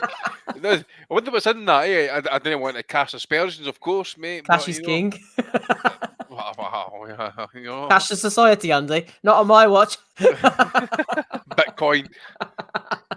Ric Flair wondering where his coat's gone. Woo! ESPN Mate mentioned this earlier. Stephen Torres wasn't having much joy against Jackson Murray, so he tried to plant one on him. Yeah, it was a very homoerotic start to the top rank card, and thankfully it got less homoerotic as the night went on. It did indeed. And no homoeroticism here, Rob. I went and I watched it 6 rounds. Oh shit, you did? I watched it on 3 speed like Andy. Tony was letting the hands go. Ruddock looked terrible. No, did it really happen? Yeah. Yeah, it Fuck's did. sake. I watched it on YouTube. You watched it? When did you watch it, mate? Did you It was on download that YouTube. shit? Watched it during the week. Oh, did you? Yeah. It was bad, Rob. As Ozzy be having a fucking nut if he was here, wouldn't he? Like, look at the tits on the two of them. Like, Oh, fuck she's me. retired for boxing, mate. That should be the benchmark, guy. You allow back in the ring. Shows your boobs there. No, sorry, man. John Fisher style. Bosh, out of here. That's bad. Like, innit? Look at. I mean, and who won? James Tony won. No. Draw. It was draw. Of course, it was a draw. What was I thinking? Rematch, man. Rematch. We all wanted this. Look at. If the boys can go over to Jamaica for a holiday, have a move about and all that, nobody's getting hurt. Who am I to fucking interfere? Beanie Man is playing. You know what I mean? Winner fights Tony Tubbs. Winner fights Mitch Green. Hey, I wouldn't mind watching that. He's a Christian now, Mitch, though, isn't he? He's Is he? reformed. Yeah, he's a pastor. A lot of pimps end up being pastors. You know that. That's a thin line. We wish him well. We wish him well. Shout out Jim Jones. Matty, talking of the heavyweights of today, Jared Anderson arrested. He arrived somewhere, arrested for driving under the influence, improper something or other. I'm not quite sure what the impropriety was. Handgun. Proper handling of a firearm. And No one knew about this. And the cops said he detected the smell of marijuana and he had just smoked a blunt. So, in this day and age when we can basically smoke incognito with these cartridge devices when we're out driving around, number one, he doesn't do that. He just decides, I'm just going to fucking smark up a doobie. And then he's going to do that while in possession of a handgun as well. And he's also been drinking. It's fair to say he's not one of the sharpest tools in the shed there. Definitely a dumb move on Anderson's part. And it's a shame because he was definitely on an upward trajectory and just another one of these Ohio fighters that just can't seem to keep their shit together. Mm-hmm. Yeah. Speaking of which, in that sort of ballpark, AB was tweeting out or messaging to Golden Boy, says, I never knew about the offer with the fight with King Roy. I'm just now finding out about that as we speak. But I'm here to let you know I don't need a tune-up for shit. After Ryan take care of business in December, we can make it happen ASAP. I'm the same person who fought Manny Pacquiao. Why the fuck would I be afraid of saving Private Ryan? Send the contract, Andy. Says the one who pulled out a fucking fight against a fucking doorman literally 2 months ago. And he's going to come back and fight Ryan Garcia, who, no offense to purposes, by the way, you know, I know he got iced in his last fight, has been active compared to fucking your man here, AB. Fought an accountant, didn't he, AB, recently? Was it Bill or something? Yeah, it was Bill? 10 rounds he went with a fucker too as well. Fuck's sake. Jesus, man. Love a bit of AB. There's AJ. AB to AJ. Louis had me on the ropes. An intelligent, well-rounded human. There aren't many left like him. Really enjoyed sitting down and catching up with Louis Theroux. Catch the episode on BBC Two tonight at 9 p.m. AJ and Louis Theroux there. Getting the documentary scene. I can't say I've watched that one myself, to be honest with you. Did not watch it, mate. I don't watch a lot of telly these days. No, me neither. 31, my bit of balls, artistic man. license for Bradley Davis, weighed in at 31 years of age. Fuck. My arse. 31. That's a fucking hard mouth run, that one, eh? Fucking hell. Must have been born on a leap year. No, mate. I think he was born near fucking Chernobyl somewhere. Maybe even Dunray Power Plant or something like that. I don't know. Fucking hell. Oh, dear. Good old Brad. Carl Froch is trolling Tony Bellew. Tony Bellew daring to be great, and he left it all in the ring. Can't ask for more than that. No, you can't. Not against that man anyway. He's a wind up, isn't he? No, fucking him and Bellew are good pals, like. Bellew did well in that fight, man. No lie. Up until that point, up until like 2 rounds before that, he was actually doing okay. But Usyk was only taking a look at him, and he was putting him where he wanted to end up. I only just watched that knockout. Judges the other day. disagree with you, but judges had Bellew having a shutout. By the way, I was outraged by these scorecards, man. Bellew was all man and Usyk up until that point.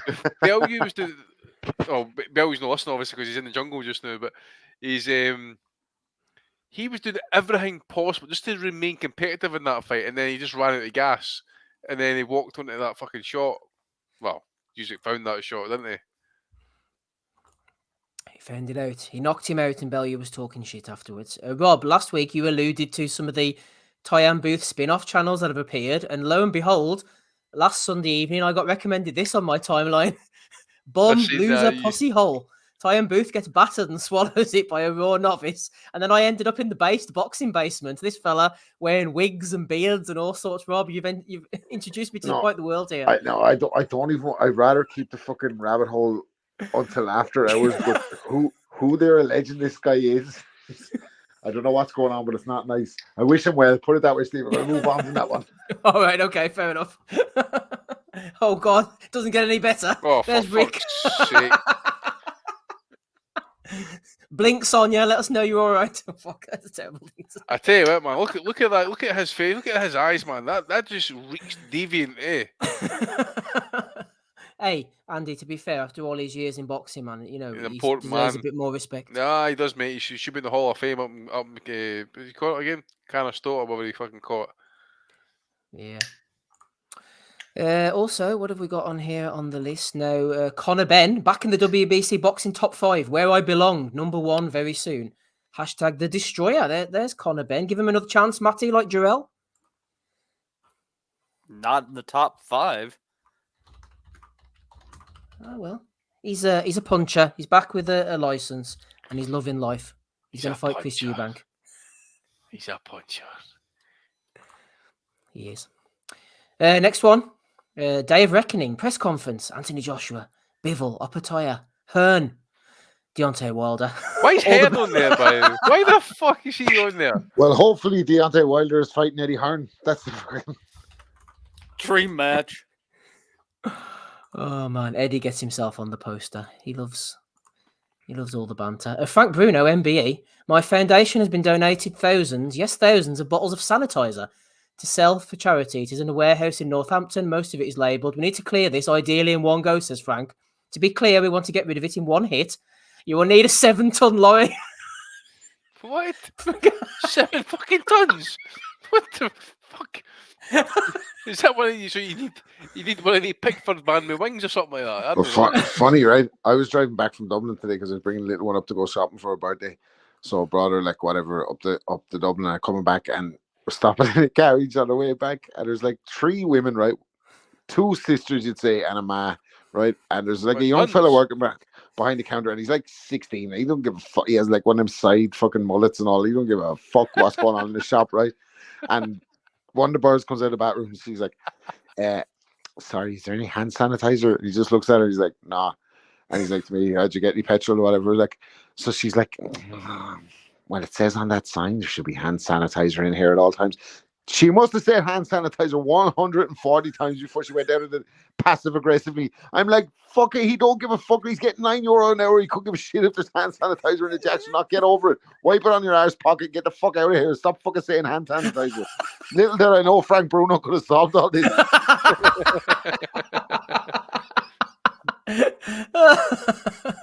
Hoarding hand sanitizer like it's May of 2020. He said black sisters. Oh no. First world problems, by the way. He's a bad man anyway, fuck's sake. Oh dear. Hamed was nominating MD Endy. Shakur Masterclass, pound for pound someday. You can't hit what you can see or feel. Okay then, that's fair enough. Oh, here's your mate, Andy. Oh, fuck. The Ring magazine is a magazine. It only threatens the credibility of our sport. WBC president slams the Ring magazine when questioned. William McAllister sums it up, Andy. He says, "Belly of the week right here. What a fucking cheek, fat hypocrite." This motherfucker. I mean, I can mention one name right now, and that's the whole debate ended. Rocky Gianni. Gianni, I knew you were going to say that. Well, that was his dad, to be fair. Doesn't matter. It's still the same fucking folk, isn't it? Yeah, I suppose so. Stick up that other picture. There we go. You knew what was coming. Oh, yeah. Look at him. Ah, fucking. The integrity of the sport is safe for Mauricio Sullivan. Fucking Dong. Hey, listen, that's what we got, by the way. Him dead instead of fucking Dong King. Oh, that's Dong King in the photo, I think, isn't it? After a bit of Botox. What else have we got here? They're flying. Quality operators nominated Isaac Warrior Low. He sent out a war cry, Matty. Let's have you. Can't wait for Tyson to shout everyone up.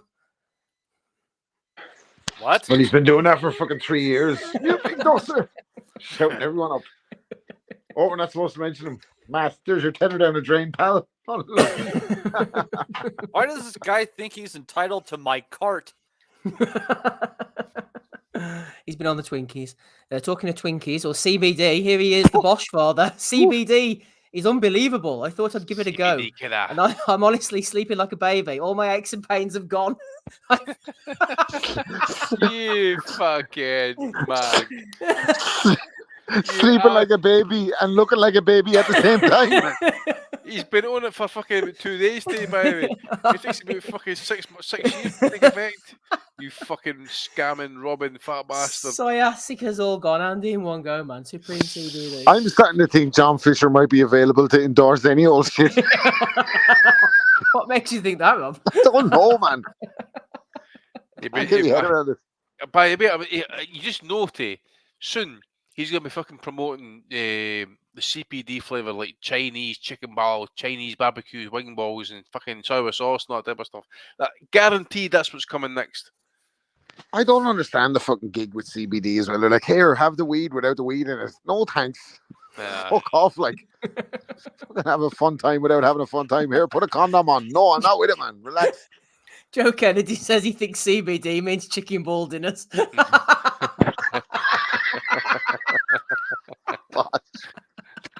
Fucking bosh.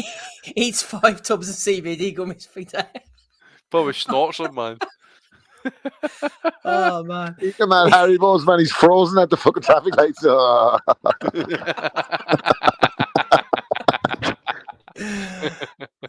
bad bastards. Oh, fuck yeah. All right, and finally, we got one sentient warrior on air, so I've just cut it there now. Tim Boxeo's back in the game.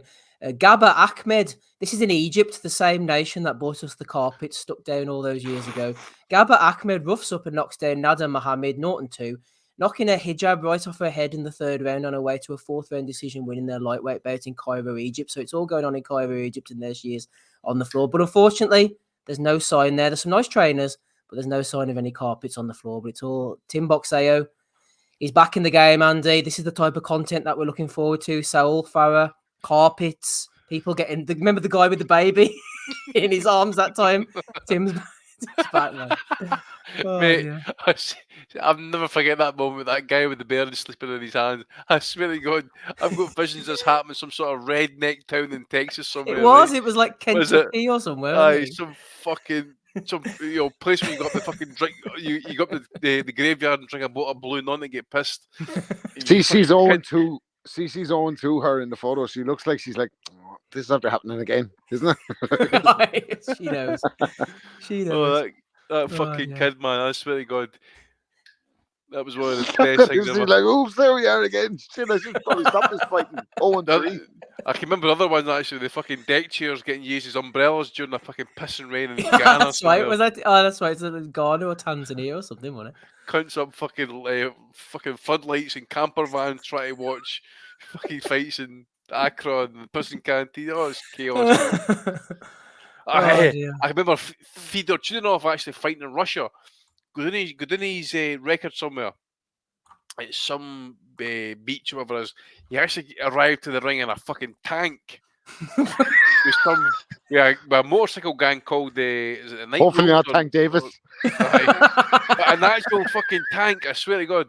Open air bike show. That's the one. Volgograd. That's the one. Volgograd. That's the one. I swear, then he came me fucking to the ring in a fucking tank, man. I swear to God. Oh, here, Andy. He fought a guy from Tanzania that night, Karama Nyanalawila. His nickname, his alias is After the Bell. Here's one for the listeners, by the way.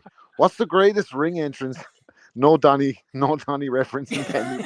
What's the greatest ring entrance of all time? Pound for pound. What's the greatest ring entrance of all time? Jorge Arce on the horse, man. That was a cracker. Yeah, you're not top of the horse, are you? Bring a horse, you're fucking winning. Nah, man. Izzy Ahmed. Magic carpet. Oh, was it Ahmed? Yeah. He got fucking evaporated. Good drop like water, man. That was fucking. What was his name? Ashley. Got a video of Prince Nazim highlights for Christmas, didn't he? That was a cracker, man. He was walking to the ring and dancing more than the fight lasted, I think, wasn't it? He took a fortnight to get to the ring. It lasted 40 seconds, didn't it? Fucking bop Oh it. dear. Right, okay. That's all the ones I've got. Any ones from you, Matty? I tagged one in there in the group with you, and you might have missed it. Of Floyd Diaz in his shoes with the tails on them. Oh no, I didn't see her. If you looked at his shoes, they had tails on the back of them, and that was to accompany his whole tiger motif that he had going on. So I got to give a shout to Floyd Diaz and his sneaker tails. Okay, Floyd Diaz. Any from you, Andy? Not much for me again this week, mate. Probably Usyk just trying to troll Tyson Fury a wee bit and that, but I take it we're not going to be talking about that, so we'll just leave it. But not have much else, mate. No problem. Ames, any bailiwicks from you, please? No, I'm empty-handed this week. Oh, empty-handed. Nothing from Oz. Anything from you, Rob?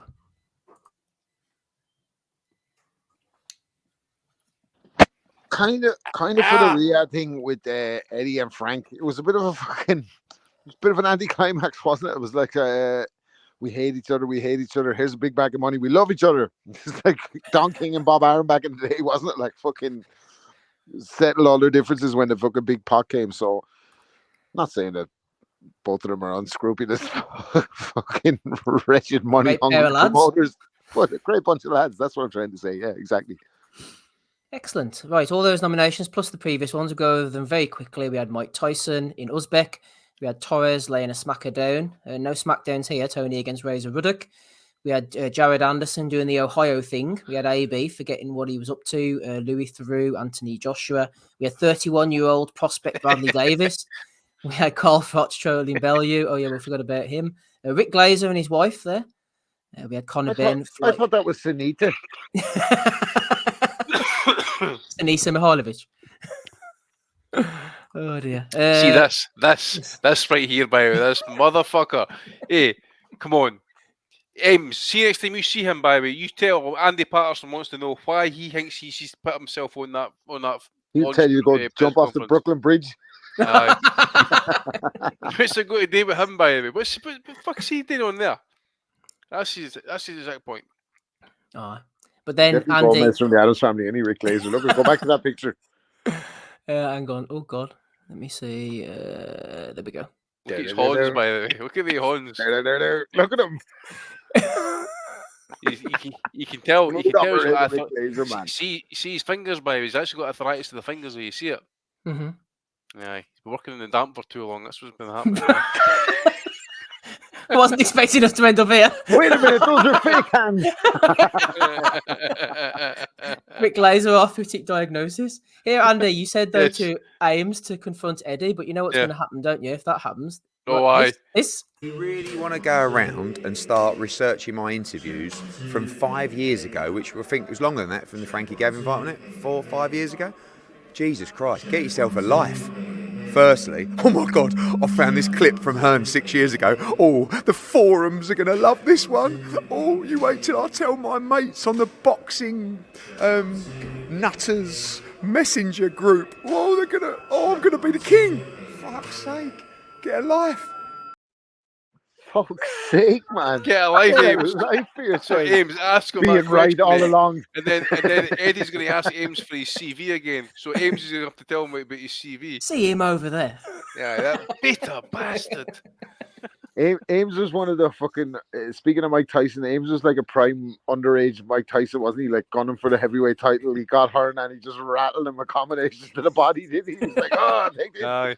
He was the rush to take the throne. Ames was telling him his defense Eddie was set the impregnable. Oh dear. Right. What Ames, else? next have we time got? you do an interview with Eddie Hearn, you should tell him that you don't normally do interviews with promoters unless you fornicate with them. You really want to fucking get on the map. Oh, don't say that to him. Right, we've got Frank keeping us clean with the bottles of sanitizer. We've got MD Andy. We have IFL. Oh, that was Ring Magazine, wasn't it? With Suleiman. We had Isaac Warrior Low, CBD, and the girl in Egypt realizing that boxing wasn't quite for her. Matty, who are you going for this week? Episode 549. Man, that's a tough one. I think I got to go for Hijab Down. Oh, Hijab down there. This is Nada Mohammed. She's got one vote. Who are you going for, Andy? Jared Anderson, mate. That's a hat trick.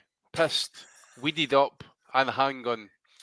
Plus, don't want to cast because he's a black man, but he gets stopped with the cops.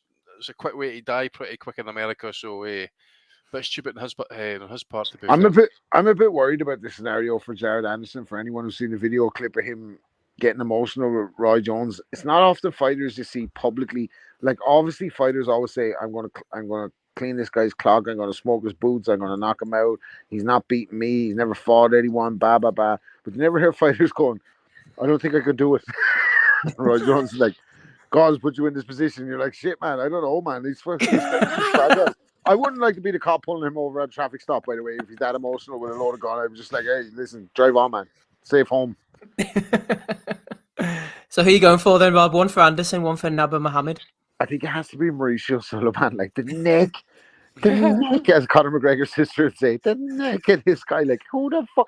This fella has made belts for anything. Like, we could we could literally hit him up tonight with it, like saying, "Listen, the boys are after putting 25 quid in the super check. We get a box of Asylum belt." He would make a box of Asylum belt in the morning, man. That fucking tobacco lad would be presenting it to Wellington in a fucking show on Letterkenny. He wouldn't give a fuck. He'd do anything. He'd do anything to compromise the integrity of boxing as long as the WBC is at the forefront. And this motherfucker is criticizing the Ring magazine, the neck. Well, I suppose it would be best that if it happened in the South because he can have a wee meet-up reunion with Daniel Kinahan, his best pal. He have a meet with Daniel Kinahan with a picture of his dad hanging in the background. He wouldn't give a fuck, man. This fella would fucking do anything.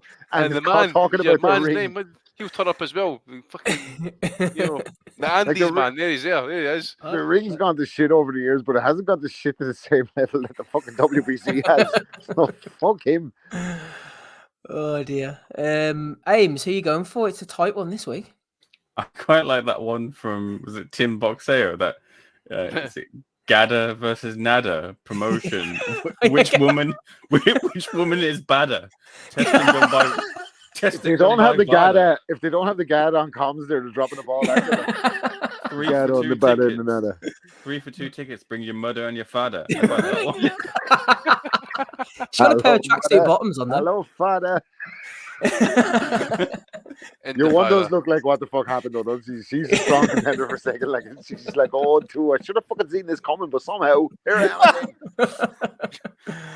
Oh, okay. Ames has gone for that one as well. I'll go on then. I'll go for Nada. She's 0-3 now. She's not having a good time of it, so she's won Belly of the Week for episode 549. Congratulations to you. Record as good as her name. Exactly. Let's bring up the super chatters. Who do we have tonight? We had Beatbot Boop wanted to talk about Fury. Sorry about that. Maybe next week. Danny Young. We're paid more not to, actually, so sorry. No, yeah, Bebop Boop, we will definitely get to it next week. You just got outbid this week. Yeah, he tried to throw in a bit more, but Declan Graffin, aka Declan Graffin, managed to throw in a tenner to supersede him there. Rabbit Declan Graffin. By 2p, that son of a bitch. And the Dr. FMG threw some in as well. What did we end up? 3 hours, 12 minutes. Matty, we ended up... Oh, shit, Belly of the Week for me. Matty, I forgot to press record. 3 hours, 12 minutes on the night that fucking Heaney beat Bentley. What do you want from us? Like, what the fuck do you want? Oh my god. Even nights like these, eh? We got there. But very rarely do they live up to expectations, Andy. Very rarely. Right, thanks very much, everybody who has been on. Let me find the outro as quick as I can. We had Matty. He'll be in the hot seat for episode 550. We're halfway to 600. We also had Andy on tonight as well. Shout out to Take Aims from Seconds Out who joined us. Rapping Rob Kelly, and also to Matt Butters, who was on earlier. Thank you to all the super chatters and everybody in the chat. We're done over 3 hours. If you can't hit a like off the back of this, then I don't know what you can. So go on, hit one on the way out. We're actually 11/12 to use 200. Use 200. In fact, use 500 likes actually, and we'll do a live Christmas show on Christmas Day. I guarantee you ain't doing 500 bitches. Fucking hell, no chance. 55 if we can. Rob's gone already. He's had enough. Right, I've been Steve Wellings. Catch you all again, same time, same place next week. And bye. We'll never forget. I think that's good happening. Go to Adam, move! We want to be honest, yeah? Crying like a little bitch. I've never met a fucking swank that can fight me. I fell asleep. You're a fucking bum, you're a fucking asshole. Rumpo fucking Steltskin. But allegedly, Oscar Rivas has failed a test. 7 year ain't. 7 year ain't. I will fucking smash fucking you. I hope you fucking die. Be safe. I love boxing sounds, as simple as that.